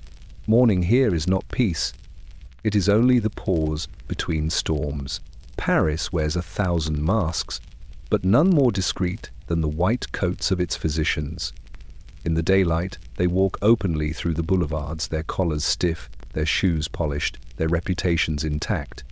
Yet at night, their offices glow faintly behind shuttered windows, and the city's whispers lead you there to the doctors without judgment. You step into one of these quiet rooms, the smell of antiseptic mingling with tobacco smoke. The furniture is modest, a worn desk, a row of cabinets with neatly labeled bottles, a chair where patients sit with their secrets. The doctor greets you without surprise, his eyes calm, his voice gentle. He asks no questions about why you've come, only how much you need. His hands move quickly, pulling open drawers, selecting vials and powders with the same steadiness as if he were prescribing cough syrup. Here, the rules bend. In the aftermath of the Great War, countless men returned, broken, their lungs burned by gas, their nerves frayed by shell fire, their minds restless in ways no medicine could mend. Morphine and heroin had been their relief then, given freely in field hospitals. Now, in Paris, the same substances flow quietly through these offices, not as cures but as comforts. The doctors understand, they do not judge. A young man sits across the desk, his hands trembling in his lap. His suit is fine, his hair carefully combed, but his eyes are hollow. He slides a folded note across the wood, and the doctor responds without hesitation, producing a vial and a small packet. The exchange is silent, practiced, almost clinical. No questions, no lectures, no disapproval. Only supply and demand, cloaked in medical authority. The young man leaves lighter, his footsteps quick, his relief palpable. Another patient enters, a woman in pearls, her perfume filling the room. She laughs too loudly at the doctor's greeting, but when she lowers her eyes, you see the shadows there. She speaks quickly, her voice shaking, and the doctor nods, listening without interruption. Soon, another packet rests in her purse. She thanks him with a smile that never reaches her eyes, and the perfume lingers after she is gone, masking the bitter scent of powder. The doctor works through the night, his pen scratching across prescription pads, his drawers opening and closing in steady rhythm. Outside, Paris may condemn indulgence, may whisper about vice and ruin. But inside this room, the transactions are stripped of morality. Pain is pain, whether physical or otherwise, and these doctors know better than to moralize suffering. They provide because the city demands it, because silence is their currency. When you leave, the night air feels sharper, the street lamps casting long shadows across the cobblestones. Behind you, the doctor's window still glows faintly, another patient already stepping inside. The city may dress him in the role of healer, but in truth, he has become something more ambiguous, a gatekeeper to relief, a priest of powders, a man whose duty is to listen and never condemn. Paris thrives on masks, and the doctors wear theirs well. Behind calm eyes and clean white coats, they carry the weight of secrets that would shatter the city's illusions if ever spoken aloud. Paris continues to glitter under its chandeliers, but beneath the feathers and champagne lies a sickness that spreads without announcement. No posters warn against it, no speeches condemn it, no newspapers dare print its full name. Yet you feel it everywhere, slipping under doors, carried in pockets and purses, breathed out in smoke that drifts across cafes and salons. It is an epidemic that speaks no language but silence. You notice it first in the faces. The hollow cheeks of poets in the Latin Quarter, the tremble in the fingers of musicians who play until dawn, the restless eyes of cabaret dancers reapplying rouge for the 10th time in a night. They move through Paris as though touched by the same invisible hand, their energy blazing one moment and gone the next. At first, it looks like exhaustion, but the pattern repeats too perfectly: a rise, a fall, a hollowing that deepens with every week.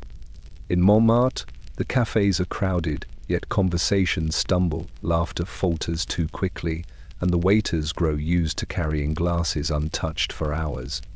At the Sorbonne, students lean on their notebooks, pupils wide, words spilling faster than sense allows, then collapse into silence so deep even philosophy cannot wake them.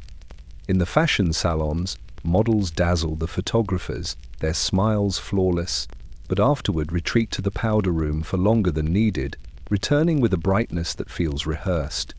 Everywhere you go, the signs repeat themselves like a refrain. Doctors whisper of it behind closed doors. They know the numbers. Prescriptions written too freely, vials sold under counters, soldiers returned from the front with appetites they cannot silence. Yet they write and they supply, because to cut off relief feels crueler than the ruin that follows. Pharmacies glow discreetly at night, their green crosses beckoning, their shelves lined with bottles that can quiet nerves, numb pain, or conjure a false dawn for the weary. The epidemic does not roar. It drifts. It seeps into apartments, into garrets, into gilded rooms with equal ease. It moves between lovers in shared compacts, between strangers in back alleys, between heirs and beggars with no distinction. No one shouts about it in the streets. No one marches in protest. Instead, Paris chooses to look away, to mask the spreading sickness beneath its glamour. Silence becomes the city's defense, even as the evidence grows too heavy to ignore. You sit in a cafe one morning and watch a young man collapse over his notebook, his pen still in hand. His friends rush to his side, their panic hushed, their voices low as though even in crisis they must not break the silence.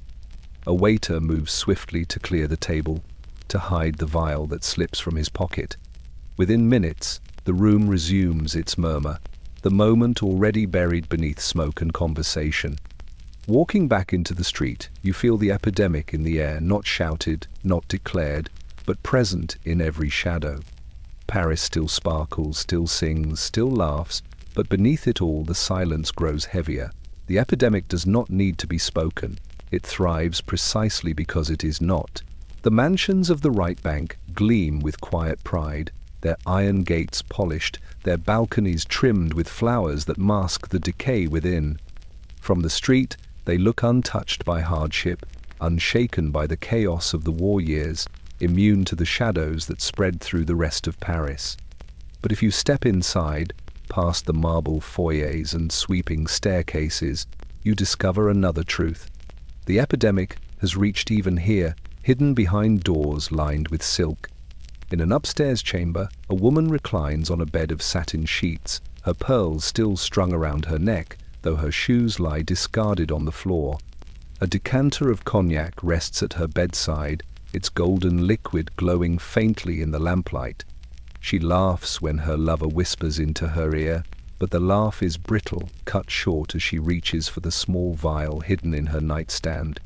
The powder is measured carefully, poured into a spoon, the ritual practiced until it feels like second nature. Soon her laughter returns, brighter, more convincing, the pain dulled beneath the shimmer of silk. Elsewhere in the house, the men are no different. Heirs sprawl across divans, their jackets tossed carelessly aside, their ties loosened. They speak of business with exaggerated confidence, but between words their hands shake. Servants move quietly in the background, carrying trays not only of drinks but of glass bottles and folded envelopes.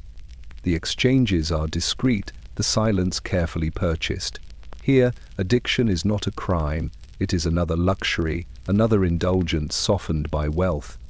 The rooms are drenched in perfume, roses and jasmine mingling with the acrid undertone of chemicals. Curtains billow softly in the night breeze, but the scent never leaves, clinging to the velvet drapes, the lacquered furniture, the silk sheets. Lovers lie together, their bodies entwined, their whispers dulled by intoxication. They promise forever, their words heavy with devotion, but you know the truth. The vows dissolve as quickly as the powders that sustain them. What strikes you most is the illusion of control. These men and women believe themselves safe, wrapped in wealth, their silk sheets a barrier against the world outside. They tell themselves they can stop at will, that the powders are only an accessory, no different from a necklace or a glass of champagne. Yet you see it in their faces, the hollowness around their eyes, the way their smiles falter when the effect fades. Even surrounded by opulence, pain seeps in, demanding to be numbed again. As dawn creeps into the city, the houses grow quieter. The silk sheets are tangled, the glasses empty, the vials tucked back into drawers. The heirs and their companions drift into uneasy sleep, their bodies curled in exhaustion, their masks discarded for a few hours. Outside, the milk carts rattle and the boulevards fill with light, but here, behind drawn curtains, Paris hides its wounds in luxury. You step back into the morning air, the silence of those houses lingering behind you. Wealth cannot keep pain at bay, it can only disguise it, numb it, soften its edges for a time. In Paris, even the finest silk cannot keep the night from seeping into the skin. And so, the city dreams on, its pain tucked beneath sheets that shine like moonlight, its secrets breathing quietly in sleep. In Paris, dawn is never enough to silence the rhythm. Even as the milk carts rattle and the bakers open their ovens, music still spills through the cracks of shuttered doors. You wander through Montmartre and the Marais, and from basements and lofts alike, the pulse of jazz carries on. The night does not end here, it only changes its face. Inside a cellar lit by single bulbs, the musicians are still at it. Their jackets are gone, sleeves rolled high, sweat soaking their shirts, but the instruments do not rest. The drummer's wrists ache, yet his sticks strike on, tapping out a heartbeat that refuses to falter. The pianist hunches over the keys, his head nodding with each chord, eyes red but shining. The trumpet screams above it all, raw and defiant, piercing the haze of smoke as though declaring that the night belongs to them alone. The crowd here is smaller now, but no less fevered. A handful of dancers sway, their feet dragging yet refusing to stop. A couple leans against the wall, their lips brushing in rhythm with the bass. One man lies across a table, cigarette dangling from his lips, his eyes half closed, but his hand still taps out the rhythm as though his body cannot abandon it. The room is tired, the air heavy, yet the music holds it all together. It is not glamour anymore. The sequins and feathers are gone, the gowns replaced by wrinkled shirts, stockings with runs, faces bare of rouge. What remains is something raw survival through rhythm.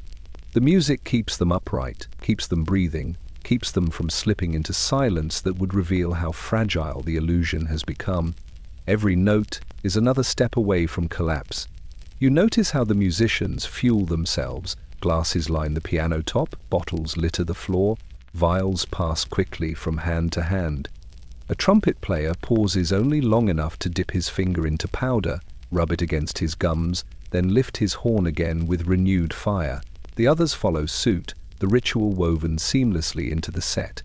For them, the music and the powders are inseparable, two halves of the same spell. And so the night stretches into morning, morning into day. The curtains remain drawn, the clocks ignored, the outside world reduced to a rumor. A delivery boy knocks, bringing bread and wine, and the rhythm never falters as the trays are passed around. The musicians eat between notes, laugh between chords, curse when strings snap, then keep playing. They do not play for applause anymore. They play because silence is unbearable. When you finally step back into the daylight, your ears still ring, your chest still hums with the bass line. The streets are busy now, filled with workers and children, the ordinary rhythm of Paris resuming. Yet somewhere behind those shuttered doors, the jazz still rages on. You know it without needing to hear it. The music never stops. Not in Montmartre, not in the Marais, not in a city that fears silence more than it fears ruin. Paris breathes in rhythm, and the rhythm never lets go. Paris sparkles most brightly at night, but the daylight exposes what the chandeliers cannot hide. You walk along the boulevards at noon, the cafes buzzing with clinking glasses and voices raised in easy laughter. Yet even under the clear sun, shadows cling. The epidemic does not rest when the curtains open. It follows its believers into the day, stealing their dreams in full view of the city. At a café terrace on the Boulevard Saint-Germain, you see them. Young men in fine coats slump in wicker chairs, their eyes rimmed with red, their notebooks blank. They raise their cups of coffee as though to wake themselves, but their hands tremble, and soon the cups are abandoned. Their companions chatter brightly, but the men's faces drift elsewhere, not into thought, but into a hollow emptiness. They are awake, but not alive, their dreams stripped away before they could reach the page. Further down, in the shade of the arcades, a woman in pearls stares into the distance. Her book lies open but unread, her gloved hand curled loosely around a glass of water. When she lifts it, a small vial slips from her purse, clattering to the ground. She freezes, then gathers it quickly, her cheeks flushing. But those who see pretend not to notice. The silence of Paris is as strong in daylight as in shadow. She smooths her dress, forces a smile, and resumes her stillness. The powder has dulled her edges, stolen her urgency. Her days, once filled with salons and ideas, drift now in fog. You pass through Montmartre, where painters set up easels in the open air. Some work furiously, their colors bright, their gestures bold. Yet at the edges of the square, others sit unmoving, brushes slack in their hands, canvases grey with half-finished shapes. Their eyes follow the light but never capture it, their passion drained before the stroke is made. Once, their palettes burned with fire. Now, daylight reveals only ash. It is the same in every quarter. Students fall asleep over their books, their pens blotting the pages with ink that spreads like stains.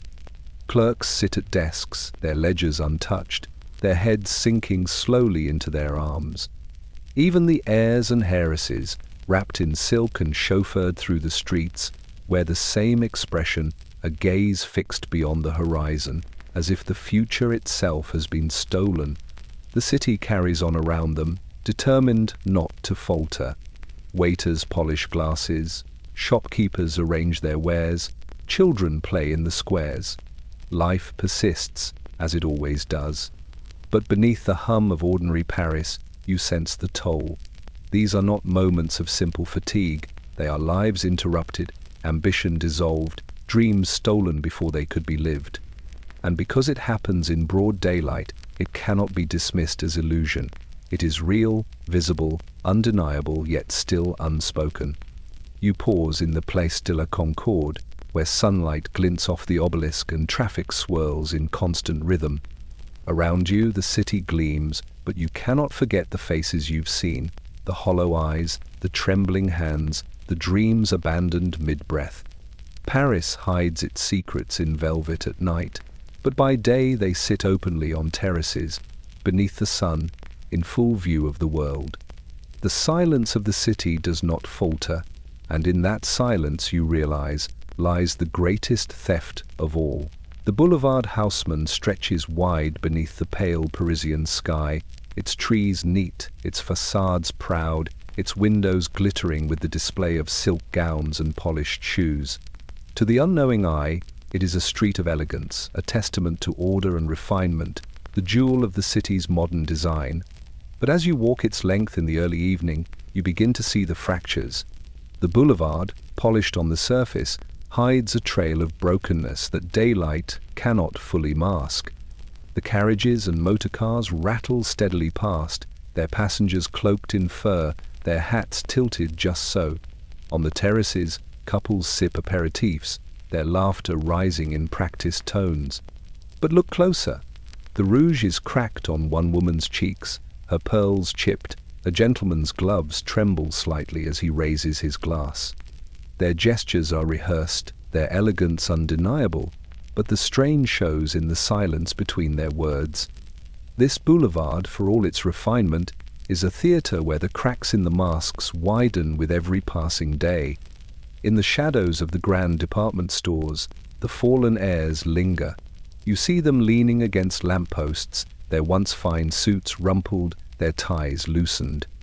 A clerk from the bank passes them with polite indifference, though he knows the names stitched into their family crests.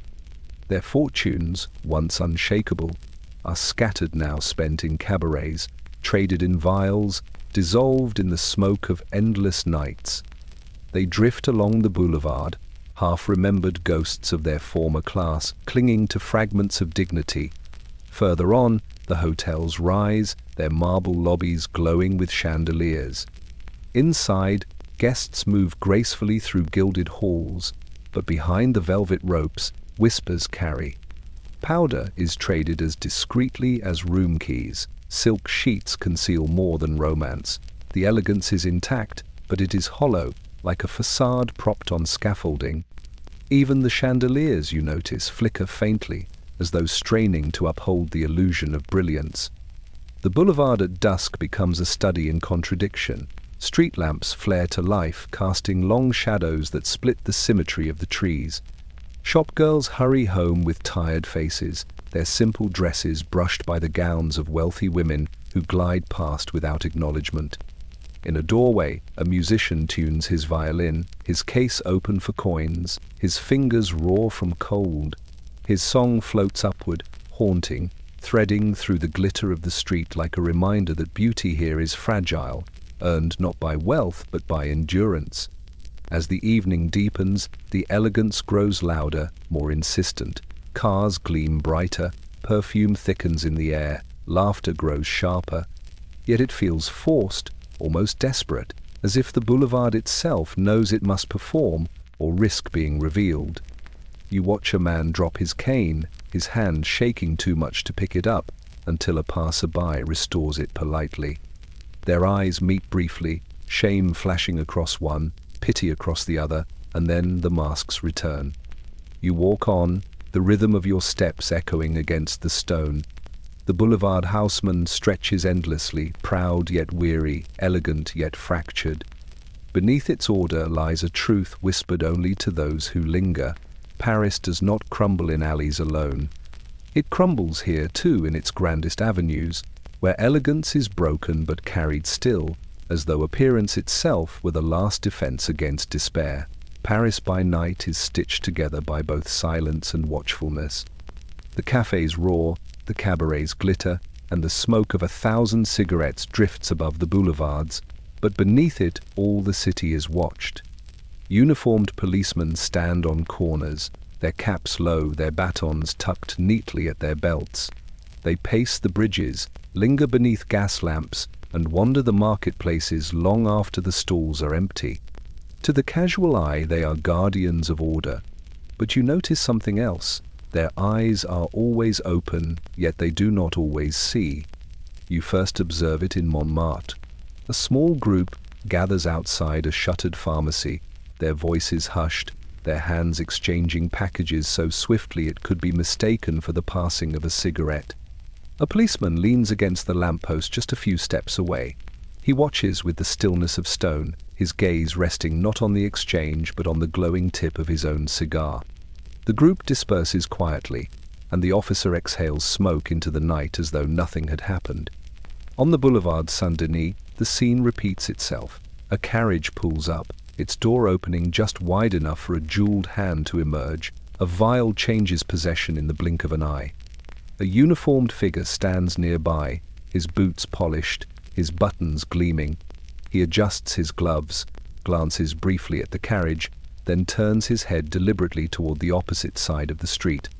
The silence between his inaction and the city's pulse feels like a contract written in shadows. The policemen look away not because they are blind, but because Paris demands it.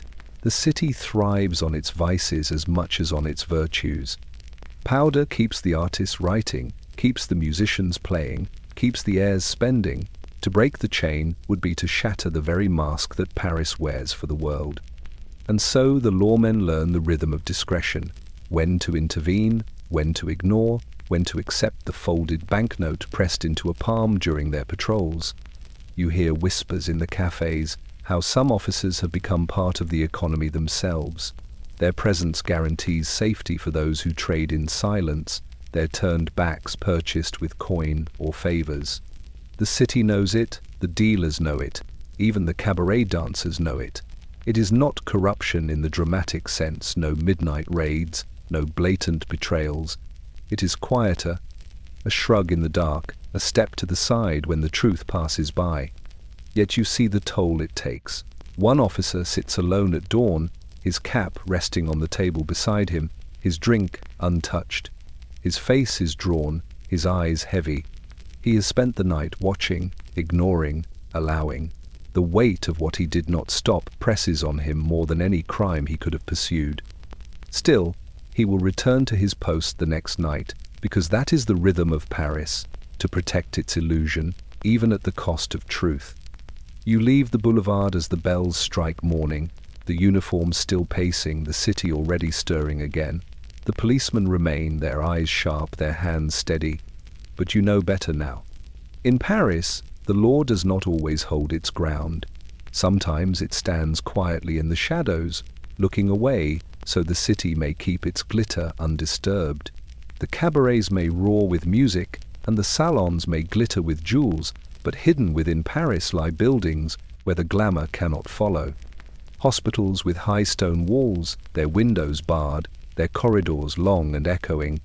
Inside these walls are the morphine wards, where the city's epidemic is no longer masked by powder compacts and silk purses, but laid bare in beds, lined row upon row. You walk the halls, and the air is heavy with antiseptic, sweat, and the faint metallic tang of despair. Here, the silence is different. It is not the hushed secrecy of cafes, nor the soft murmurs of cabaret corners. It is a silence carved from exhaustion, from bodies too tired to move, from patients lying beneath white sheets with eyes that stare past the ceiling. The war still echoes here. You see it in the veterans slumped against pillows, their limbs twisted by shrapnel, their nerves shattered by years of shell fire. Morphine was their salvation once, their shield against pain in the trenches. Now it is their captor, a daily necessity delivered not as comfort, but as demand. Nurses move quietly between the beds, their footsteps soft, their faces disciplined into neutrality. They check pulses, adjust bandages, deliver measured doses with hands that never tremble. Yet you catch the flicker of pity when a patient reaches out too desperately, when hands claw for the syringe before the needle even gleams in the light. Some cry out if the dose is delayed, their voices breaking through the silence with raw hunger. Others lie still, waiting with hollow patience, their addiction so deep it no longer requires sound. Not all the patients are soldiers. You see women in pearls, dulled by hospital gowns, their rings still on their fingers, but their cheeks pale and hollow. They avert their eyes, ashamed to share these wards. But here status means nothing. Morphine binds them together, erasing the lines between classes. Students lie beside bankers, artists beside heiresses. The drug makes them equal in weakness. The doctors walk the halls with their ledgers, recording doses and names, but their voices are weary. They know they are not curing anything. They are managing, sustaining, keeping the wards quiet by feeding the very hunger that fills them. Some whisper of treatments, of slow reductions, of hope. But the patients know better. They know the only cure offered here is another injection, another hour of relief, another night stolen from pain, but never given back to life. At the far end of the hall, you pause. A man sits upright in his bed, sketching with a stub of pencil on the back of his chart. His lines are jagged, his hand unsteady, but his eyes burn with focus.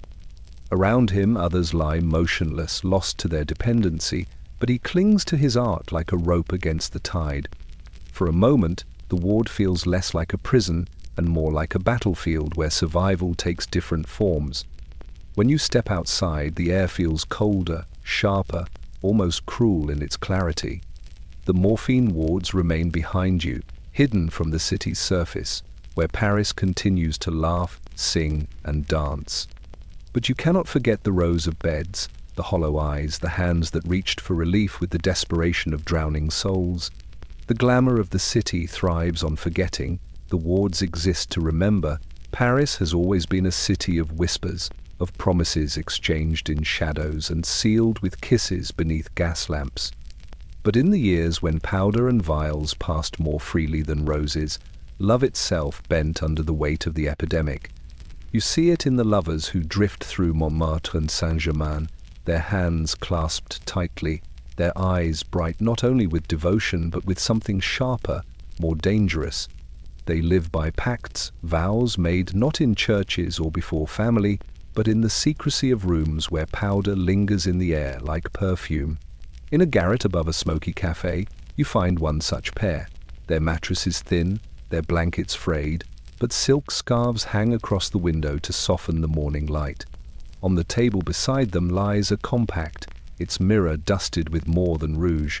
They laugh together as they dip their fingers, their voices trembling with affection, their movements practiced like dancers.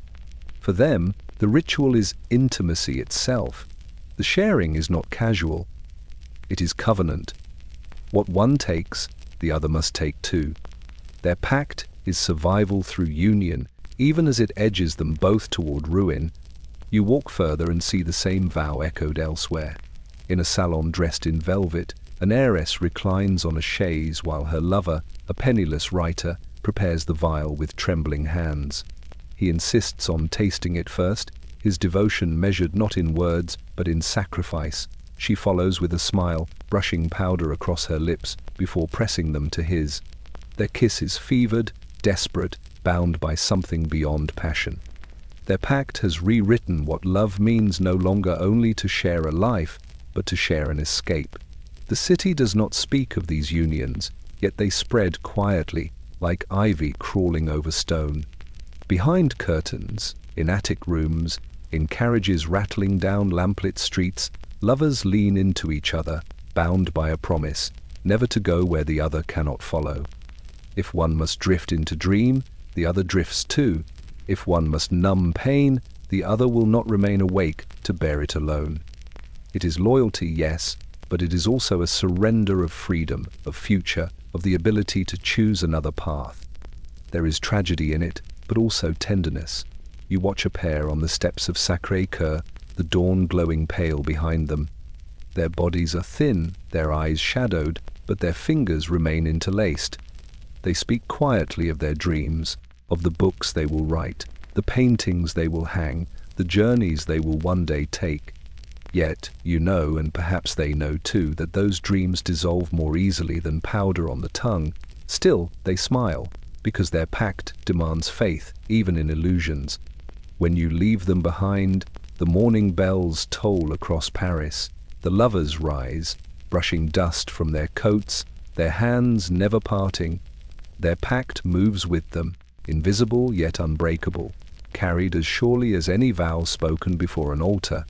Paris will remember them not as names in ledgers or heirs in salons, but as pairs bound by a promise too fierce to abandon. The lovers' pact is both devotion and doom, and in this city, the two have always walked hand in hand.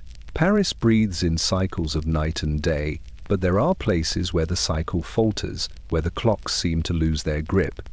You follow a narrow street in Montmartre, its cobblestones slick with spilled wine, and find a doorway pulsing with music. The curtains drawn across the windows glow faintly red, and laughter seeps through the cracks. Inside, it is not evening or morning, it is always midnight. This is the party that never ends. The air strikes you first, heavy and hot, dense with smoke and perfume. The chandeliers drip with wax, their crystals clouded by years of haze, yet still they throw light across the room. Tables are crowded with glasses, some full, many empty, some overturned, their contents bleeding into tablecloths. The musicians in the corner look half dead with exhaustion, but their instruments sing as though possessed, each note louder, faster, more insistent than the last. The crowd responds in kind, clapping, shouting, spinning across the floor as if tomorrow were a myth. You watch faces blur together, models with hollow cheeks, heirs with rumpled collars, dancers still in costume, soldiers without uniforms. Their laughter is constant, their gestures exaggerated, their eyes wide with the glimmer of something more than champagne. Compacts pass between hands, vials vanish into purses, spoons clink softly against glass in corners shadowed from view. The rituals are so seamless they no longer seem secret. Powder has become as natural here as wine, woven into the rhythm of the night. The hours roll forward, but no one marks them. A woman collapses briefly into a chair, her head lolling back, her eyes closed. Moments later she is awake again, laughing, twirling into the arms of a stranger. A man slams his glass onto the table, shouting for another round, though his words are nearly unintelligible. The waiter obeys without question. The supply must not falter. Outside, dawn may rise, but here, the windows are covered, the lamps turned high. The party sustains itself by refusing to acknowledge the Sunday. You realize that this is not joy but compulsion. The dancers do not stop because they cannot. The musicians do not rest because silence would reveal their exhaustion. The guests laugh louder and louder, as if volume itself could smother the emptiness creeping beneath their masks. They are caught in a loop, one that promises escape but delivers only repetition. Each round of powder, each glass of wine, each burst of laughter pushes them forward into the same cycle, over and over. In a corner, two lovers kiss with desperate urgency, their hands shaking as they cling to each other. Their pact is clear: if the night never ends, neither will their devotion. Nearby, a young poet writes on scraps of paper, his handwriting growing more jagged with each line until the words disintegrate into meaningless scratches. He tears the page, tosses it aside, begins again. The floor beneath him is littered with fragments of abandoned brilliance. When you finally step outside, the noise follows you, muffled but unrelenting, still spilling through the cracks of the door. The street is quiet, the sky pale with morning, but the party behind those walls does not acknowledge it. It will rage on into the day, into the next night, into whatever comes after. For those inside, time has ceased to matter. Paris may move in its rhythm of light and shadow, but here, the music insists upon eternity. And so the city hides one of its cruelest illusions, a party that never ends, where revelry becomes captivity, and midnight is stretched so thin it threatens to tear. Paris thrives on its masks of glamour, but if you peel them back far enough, you find the hands that feed the city's hunger. Not the dancers on the stage, not the musicians in smoky basements, not even the doctors who sign their prescriptions in silence. No, the true rulers of the night are quieter, shrewder, more invisible. They are the dealers, and Paris is their kingdom. You first glimpse it in Montmartre. A man in a tailored coat lingers at the corner of a narrow street, his cigarette glowing faintly. He looks like any patron waiting for a carriage, but the rhythm of his movements gives him away: the glance over his shoulder, the hand that slips into his pocket, the quick exchange with a passerby who vanishes into the dark. No names are spoken, no gestures exaggerated. The city's pulse relies on this discretion, and in these subtle motions the kingdom grows. The dealers move everywhere, their empire stitched into the fabric of Paris.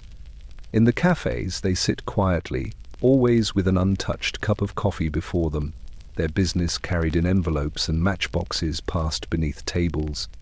In the cabarets they lean at the bar, their eyes sharp, their pockets heavy, watching the crowd like shepherds watching their flock. In the grand salons they wear tuxedos and smile like patrons, but their wealth comes not from inheritance, but from powders that dissolve futures as easily as sugar dissolves in champagne. Their kingdom is not bound by class. They serve the starving poet with the same precision as the heiress in her pearls. To them, francs are francs, and every desperate hand is equal. The students at the Sorbonne, the painters in their garrets, the models in their silks, all come eventually to the same exchange, and with each quiet transaction, the dealer's influence deepens. They do not chase customers. The city itself delivers them. You see the confidence in their stillness.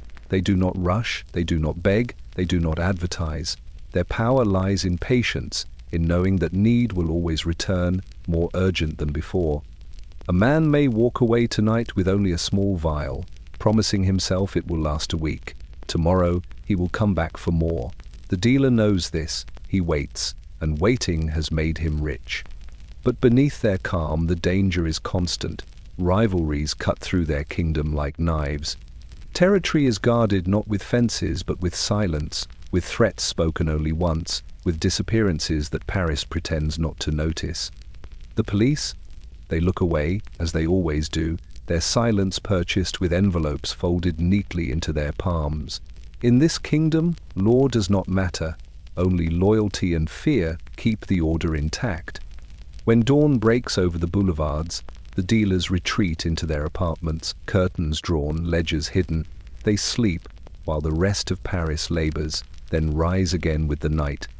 Their empire is invisible, yet it touches every corner of the city.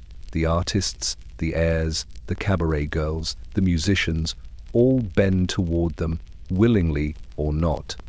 And as you walk away from Montmartre, the truth settles heavily upon you. Paris belongs to them more than it belongs to its poets or its painters. The city may sing of love and light, but its rhythm is set by the kingdom of dealers, who rule with silence, with vials, and with the certainty that the hunger of Paris will never end. The cafe on the left bank is crowded, though the hour has already crept deep into night. Smoke curls above the tables, heavy enough to blur the faces, and the smell of cheap wine mixes with the scent of ink and damp wool. You slip inside, drawn by the murmur of voices, by the way the crowd leans toward a single figure standing near the back wall. He is a poet once celebrated, now hollow-eyed, his coat worn thin at the elbows, his hair falling in careless strands across his forehead. Tonight he has promised to read, and Paris has come to listen, perhaps for the last time. He clears his throat, the sound fragile, and unrolls a sheet of paper crumpled from too many nights spent folded in a pocket. The room stills. The pianist stops mid-note, glasses rest on tables, and the murmurs fade. The poet begins. His voice is low at first, rasped by smoke and exhaustion, but his words are fire. He speaks of the city of its masks, its glamour, its shadows. He speaks of love tasted too quickly, of nights that never end, of mornings that steal more than they give. Each line feels torn from his ribs, laid bare before the crowd. The people lean closer. Students nod, their pens scratching furiously. A woman in pearls dabs her eyes with a handkerchief, though her smile does not fade. The waiters pause with trays half lifted, their eyes locked on the trembling figure.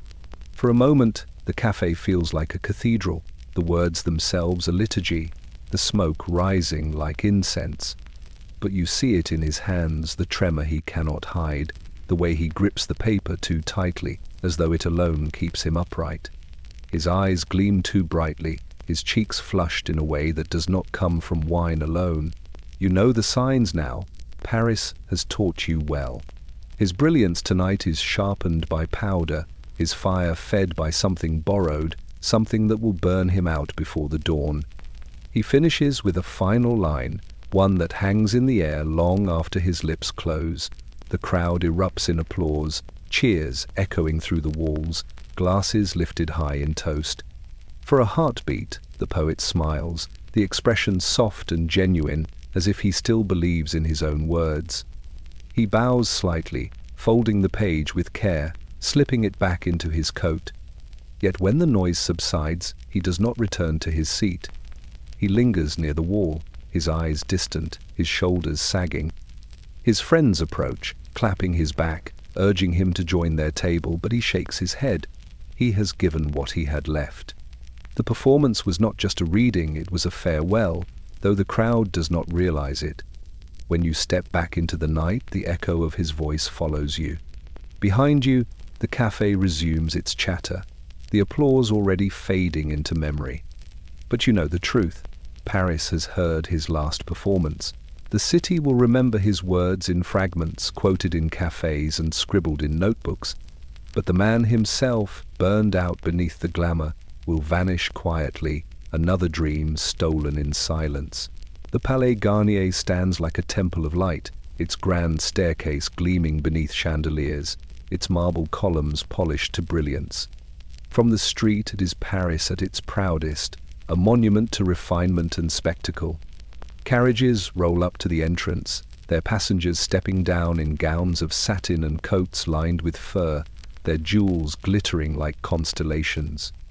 Inside, the audience gathers, their voices hushed, their opera glasses raised, but you know that the truest stories do not unfold beneath the golden ceiling. They wait elsewhere, behind the opera curtains. You slip through the velvet drapes into the world unseen by the crowd. The air here is different, damp with sweat, heavy with dust and powder. The corridors are narrow, cluttered with ropes, pulleys, and discarded costumes. Stagehands move with precision, their boots soft against the wooden planks, their eyes focused not on the spectacle but on the machinery that sustains it. From here, the opera's elegance looks fragile, built on props and paint, a dream stitched together with thread and silence. The performers gather in the wings, their voices low, their faces painted in heavy colors. A soprano tilts her head back as a dresser pins her gown tighter, her smile forced, her eyes weary. She murmurs to herself, rehearsing lines, then takes a small sip from a silver flask before stepping into the light.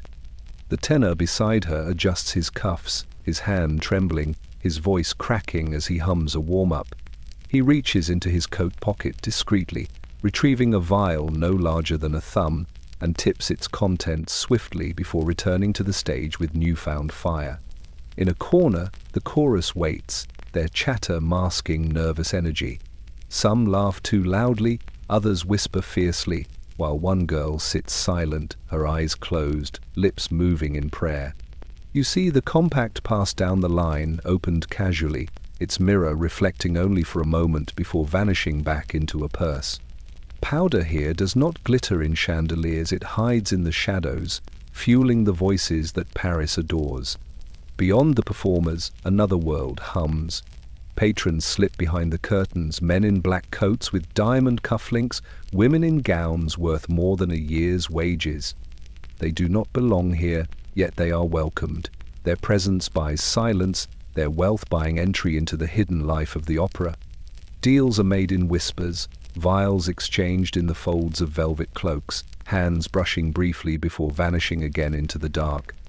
You realize that the opera is not only a performance for the stage, but also for the city itself. The audience sees glory, beauty, and control. Behind the curtains lies something raw, voices pushed to breaking, bodies trembling, rituals repeated until they no longer feel like choice.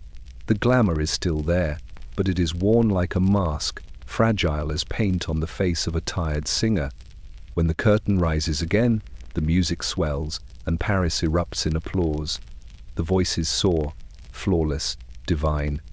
But you, standing in the wings, know the truth, that behind the opera curtains the glamour is sustained by smoke and silence, by trembling hands and hidden vials.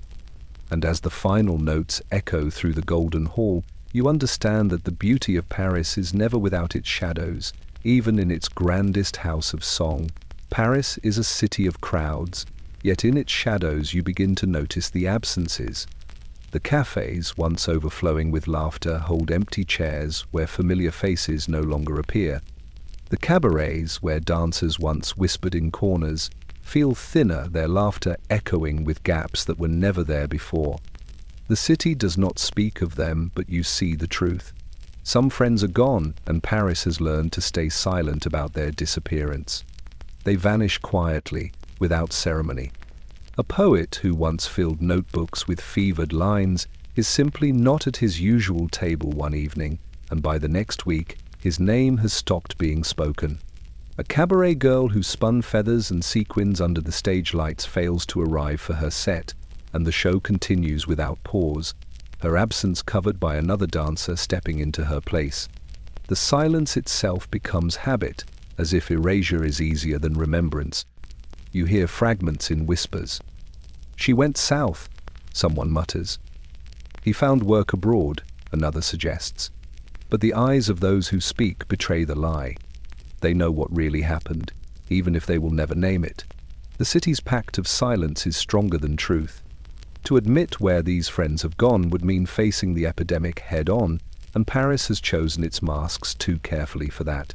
In Montmartre, you pass a studio where canvases once leaned in crowded stacks against the walls.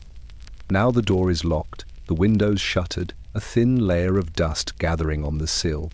The painter's friends still sit at the cafe below, drinking wine and laughing, but their laughter rings sharper, as if straining to fill the emptiness he left behind. No one raises a toast in his memory. No one mentions his name. His absence is folded into the silence.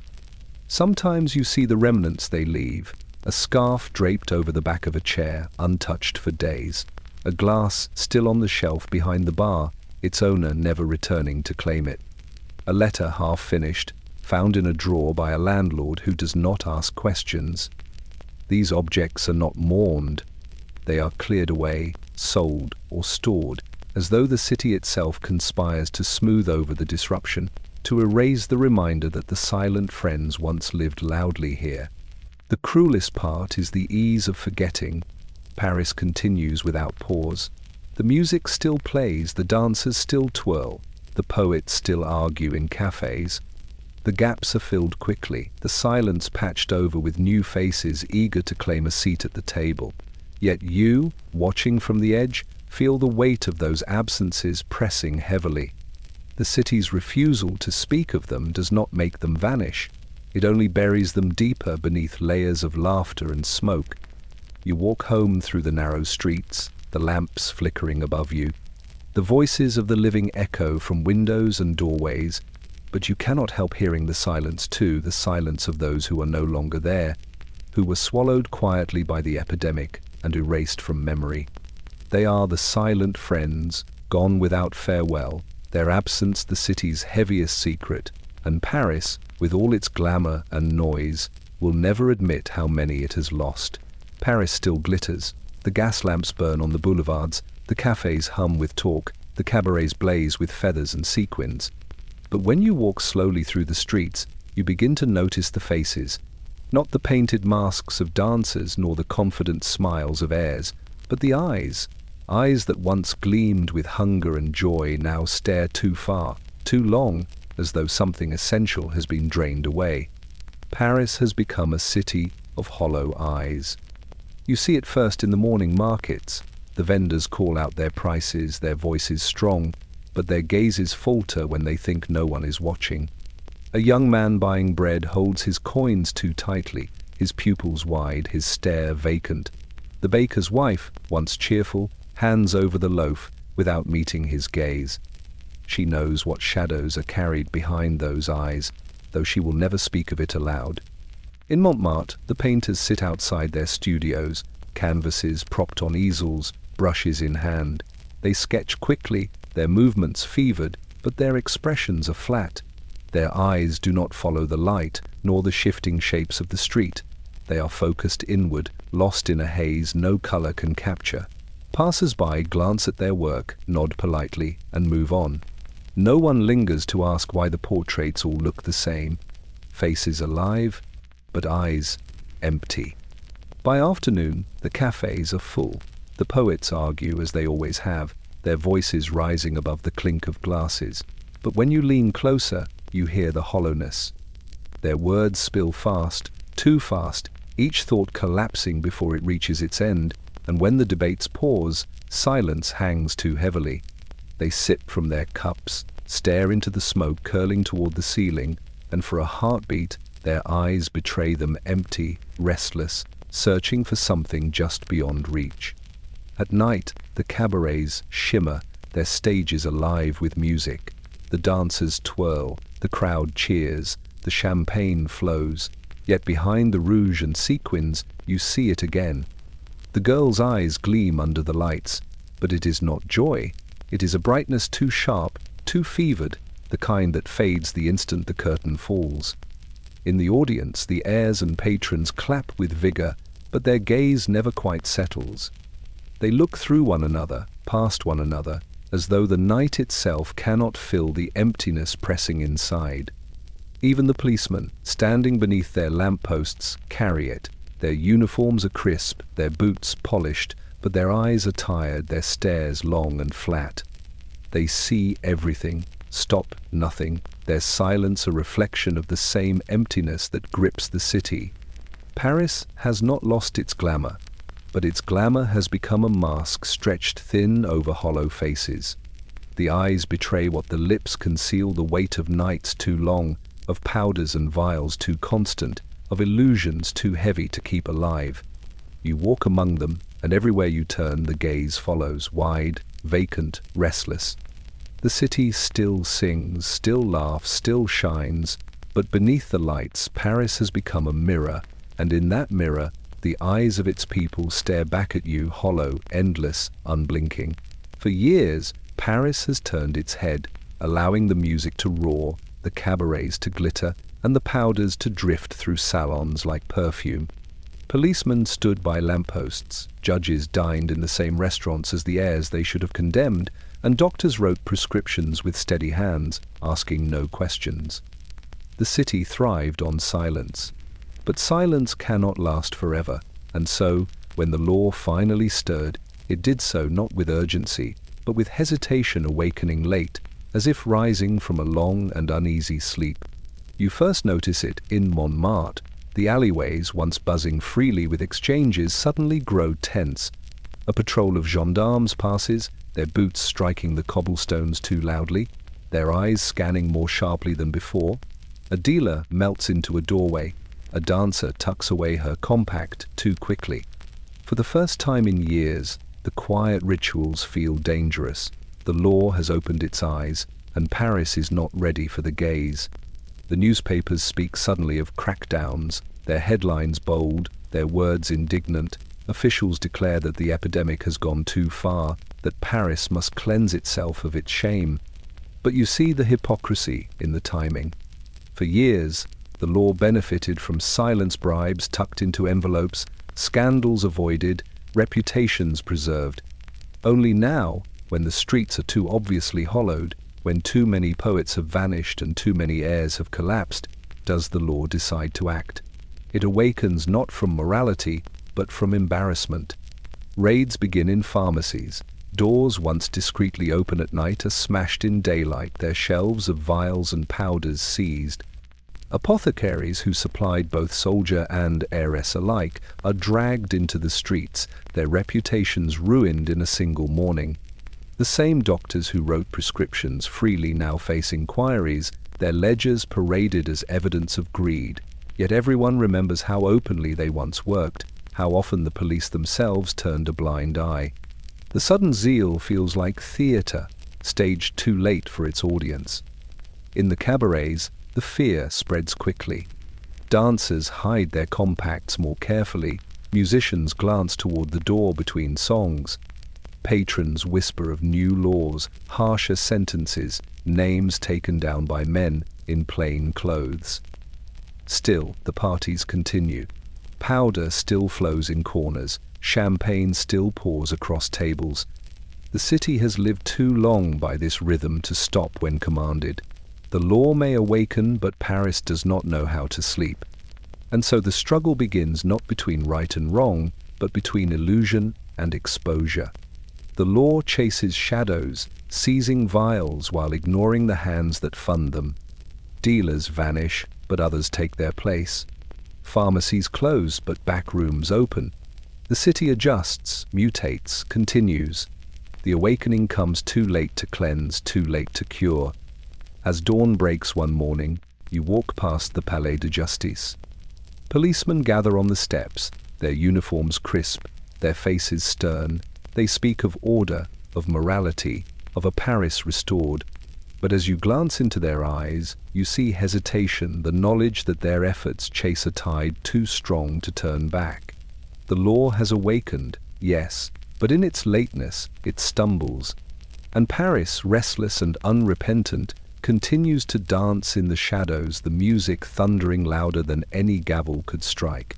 The scene winds through Paris like a ribbon of memory, carrying reflections of the bridges, the lamps, and the facades of the city that leans close to its banks. By day it glitters, boats drifting lazily across its current, lovers strolling arm in arm, children tossing bread to swans. But at night, the river becomes something else, a listener, a keeper of secrets.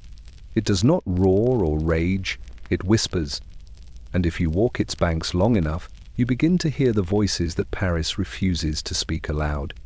Along the Pont Neuf, couples pause to look down into the black water, their words carried softly by the wind. They speak of debts, of desires, of promises they cannot keep. The river swallows it all, carrying their whispers eastward until they dissolve into the dark. Further along, near the Pont des Arts, students sit on the balustrades, bottles of wine between them, their voices bright with laughter that cracks too quickly into silence. They murmur of futures that feel uncertain, of nights spent in smoke-filled cafes, of friends who have vanished without farewell. The Seine carries those too, its surface rippling faintly, as if in agreement. The whispers are not always tender. You pass beneath the shadow of the Pont Alexandre III, where the statues gleam like guardians in the moonlight. Here, the voices are harsher, the whispers more urgent.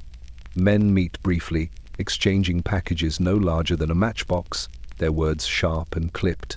No witness lingers long, but the river keeps its vigil. It has heard 1,000 such exchanges, each one swallowed by its current, hidden beneath its glitter. Sometimes, the whispers come from those who walk alone. A cabaret girl, her rouge smudged, her feathers drooping, mutters to herself as she leans against the railing. Her voice is low, trembling, but her words spill into the night, prayers, regrets, confessions too heavy for silence. The river listens patiently, the lamplight catching the tears on her cheeks before they vanish into her handkerchief. She straightens her shoulders, forces a smile, and walks on, leaving her secrets behind with the water. The Seine binds the city together, but it also divides. On one side, the right bank hums with wealth, the opera houses, the grand boulevards, the salons of silk and jewels. On the other, the left bank burns with art and philosophy, students and poets clinging to their ideals. Yet the whispers cross the bridges without hesitation. The heiress leaning over the railing and the painter sketching by the quay speak into the same current, their voices mingling, indistinguishable once carried by the flow. The river makes no distinction. It listens to all. As dawn nears, you stand on the Pont Marie, watching the water churn softly beneath you. The bells of Notre Dame toll faintly in the distance, their sound rolling across the rooftops. Around you, the city stirs, but the whispers do not stop. They travel with the river, endless, unrecorded, yet eternal. Paris speaks loudly in its music, its applause, its laughter, but its truth lies in whispers, soft, fleeting, carried across the Seine, where the city entrusts its secrets to the water that never sleeps. Montmartre rises above Paris like a crown of cobblestone and shadow. By day, its stairways bustle with painters, tourists, and vendors hawking postcards. But by night, when the shutters close and the lamps flicker weakly against the dark, the hill belongs to something else. The laughter of cabarets fades, the music of cafes dissolves, and in the silence you begin to sense them, the ghosts of Montmartre. They are not phantoms of marble or myth. They are the remnants of lives burned too quickly, of artists who painted until their hands failed, of dancers who laughed until the powder hollowed their eyes, of poets who poured themselves into verses only to vanish before dawn. Their presence lingers in the crooked stairways, in the narrow alleys, in the studios where canvases still lean against walls like abandoned children. You climb the Rue Lepic, the night air sharp, the city sprawling below in a shimmer of lamps. Every step carries echoes. A laugh drifts faintly from an empty corner, the scrape of a chair against stone, the phantom notes of a violin rehearsing a melody long since forgotten. You pause, but there is no one. Only Montmartre remembering itself, keeping alive what Paris has chosen to forget.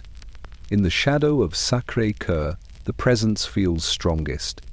The basilica looms pale and silent, its domes glowing faintly in the moonlight, but the square below whispers with the lives that once spilled across it. Painters once crowded here, their canvases bright with defiance, their voices bold with hope. Now their ghosts sit quietly on the steps, eyes fixed on a city that never gave them the immortality they sought. You cannot see them, but you feel their weight ambition turn to ash, brilliance scattered by silence. The cabarets, too, are haunted. The Moulin Rouge still spins its lights, but when the doors close and the dancers go home, the stage sighs with memory. The feathers, the sequins, the hollow smiles remain, invisible but undeniable. You imagine the girls who never made it home, who vanished into alleys and whispers, their names erased by morning. Their laughter lingers in the rafters, brittle as glass, a chorus that no audience will ever applaud again. Even the cafes carry them. Walk into a smoky room at dawn, and you can almost hear the scrape of pens across paper, the furious arguments of poets, the crash of glasses raised in defiance. But when you glance around, the tables are empty, the notebooks closed, the ashtrays cold. The ghosts sit anyway, waiting, murmuring their half-finished lines into the silence. Montmartre lives loudly in daylight, but it remembers softly at night. Its ghosts do not rage or wail. They linger in quiet gestures, in fragments of sound, in the weight of absence felt more strongly than presence. They remind you that every glass raised, every powder shared, every word written in smoke has a cost, and Montmartre carries the debts in silence. When you descend the hill again, the city spreads before you, glittering as though nothing were amiss. But Montmartre watches from above, its ghosts following your steps, whispering reminders into the night. Paris shines, yes, but it shines brightest where shadows are deepest. And Montmartre has never been without its shadows. Paris is a city that thrives on forgetting. Each morning, the boulevards are swept clean, the cabarets polish their mirrors, and the cafes light their stoves as though the night before never happened. But the truth remains, etched not in ledgers or proclamations, but in the ash left behind on cigarette trays, on burned-out spoons, on the pages of notebooks abandoned mid-sentence. If the city has lessons to offer, they are written not in ink or marble, but in ash. You see it first in the cafes at dawn. Tables are littered with crumpled papers, their margins smudged with soot where cigarettes burned too close. Poets stumble out into the street, their coats wrinkled, their notebooks half-filled. The ash that stains their cuffs carries the memory of verses unfinished, of ideas lost to powders that promised clarity but delivered only silence. Their brilliance glowed briefly, like embers, but by morning it was dust. In Montmartre studios, the lesson lies scattered on the floors. Charcoal sketches blacken the wood, canvases lean in corners, their paint smeared by careless hands. The air smells of turpentine, but beneath it, you catch the bitterness of something else, the powder that fueled frantic brushstrokes and then abandoned the painter mid-stroke. Cigarette butts pile in corners, their ash mingling with pigment, a reminder that inspiration here was bought at a cost. The lesson is clear: beauty born of fire burns quickly, and what remains is grey. Even the grand salons cannot disguise it. Chandeliers may sparkle above, gowns may glitter under lamplight, but the ash gathers here too, faint but unavoidable. It hides on the edges of polished tables, beneath the heels of silk slippers, in the cracks of velvet curtains. After the laughter fades, after the last vial is emptied, the sweepers come with their brushes, carrying away the evidence. But the residue lingers, fine and invisible, reminding those who dare to notice that glamour is always shadowed by ruin. Sometimes the lesson is written more plainly. A cabaret girl coughs between songs, her handkerchief darkened, though she smiles through the chorus. A musician's horn lies silent, his lips cracked and burned from too many nights of playing, too many mornings of smoke. Their lives blaze bright, admired and envied, but their bodies tell another truth. The ash marks them, inside and out, each breath a little heavier than the last. And then there are the quiet absences. Friends who no longer appear at their tables, poets who leave notebooks unfinished, dancers who vanish from the stage without farewell. Their lessons are written not in words or songs, but in the silence they leave behind. The city carries on, sweeping away their remains, but the ash still clings to those who remember. You walk through Paris as dawn grows brighter, the air sharp with the scent of coal and smoke. The sweepers move methodically, brushing the streets clean, scattering yesterday into the gutters. The boulevards will shine again, as though nothing has been lost. But you know better now. The lessons are there, faint but indelible, written in the ash of cigarettes, of candles, of lives burned too quickly. Paris teaches quietly in what it leaves behind. And the lesson is this: everything that burns, no matter how brightly, must one day turn to ash. Paris is a city of masks, a city that sparkles with perfume and sequins while shadows linger just beyond the glow of its lamps. For decades, it has hidden its secrets in velvet curtains and smoky cafes, whispering them to the Seine and burying them in the ash of cigarettes. Yet no matter how much it tries to forget, Paris always remembers. The memories cling to the stones, to the stairways of Montmartre, to the gilded ceilings of the opera house. The city carries its ghosts not as burdens, but as part of its soul. Walk through the Latin Quarter at dawn, and you feel it. The cafes open their shutters, the chairs are arranged neatly on the terraces, and the smell of fresh coffee drifts into the air. But the cobblestones remember the poets who once stumbled home hollow-eyed, their notebooks filled with words that outlived their owners. The stones remember the students who argued through the night, their voices rising until powder dulled their fire. Even in silence, the streets hum with echoes, reminding you that the brilliance of the city was always touched by fragility. Cross the bridges of the Seine, and you hear whispers carried by the water. They are not just the whispers of lovers or dreamers, but of those who confessed their regrets to the river when no one else would listen. The Seine has borne witness to secrets exchanged beneath lamplight, to promises made in trembling voices, to tears hidden in the night. It carries them still, flowing through the heart of Paris like a memory that will not fade. In Montmartre, the ghosts are closer. The studios, some abandoned, still smell faintly of turpentine and smoke, as though the painters stepped out only moments ago. Their canvases, scattered and forgotten, lean against walls like fragments of unfinished dreams. The cabarets, too, remember not only the laughter and music, but the hollow eyes behind the sequins, the vows whispered between dancers and lovers, the silent departures of those who never returned. Montmartre does not erase its past. It holds it, quietly, in every crooked stair and every shadowed corner. Even the grand boulevards, with their polished facades and glittering shops, carry the weight of memory. The boulevard houseman recalls the heirs who squandered fortunes beneath its lamps. The department stores remember the exchanges carried out in silence. The opera house keeps in its velvet folds the tremor in a soprano's hand as she reached for powder before stepping into the light. The glamour was never pure, and the city knows it. Now, as you stand beneath the morning bells of Notre Dame, you understand. Paris does not forget. It remembers in layers, in stone, in water, in air, in silence. It remembers the laughter, the music, the brilliance, but it also remembers the shadows, the epidemic that spread quietly, the dreams stolen in broad daylight, the lives that burned out too quickly. Paris is a city of memory, a city that carries both light and shadow in equal measure. Its beauty endures because it does not deny its scars. And as the sun rises, bathing the rooftops in gold, you see the truth written across the horizon. Paris remembers everything, always.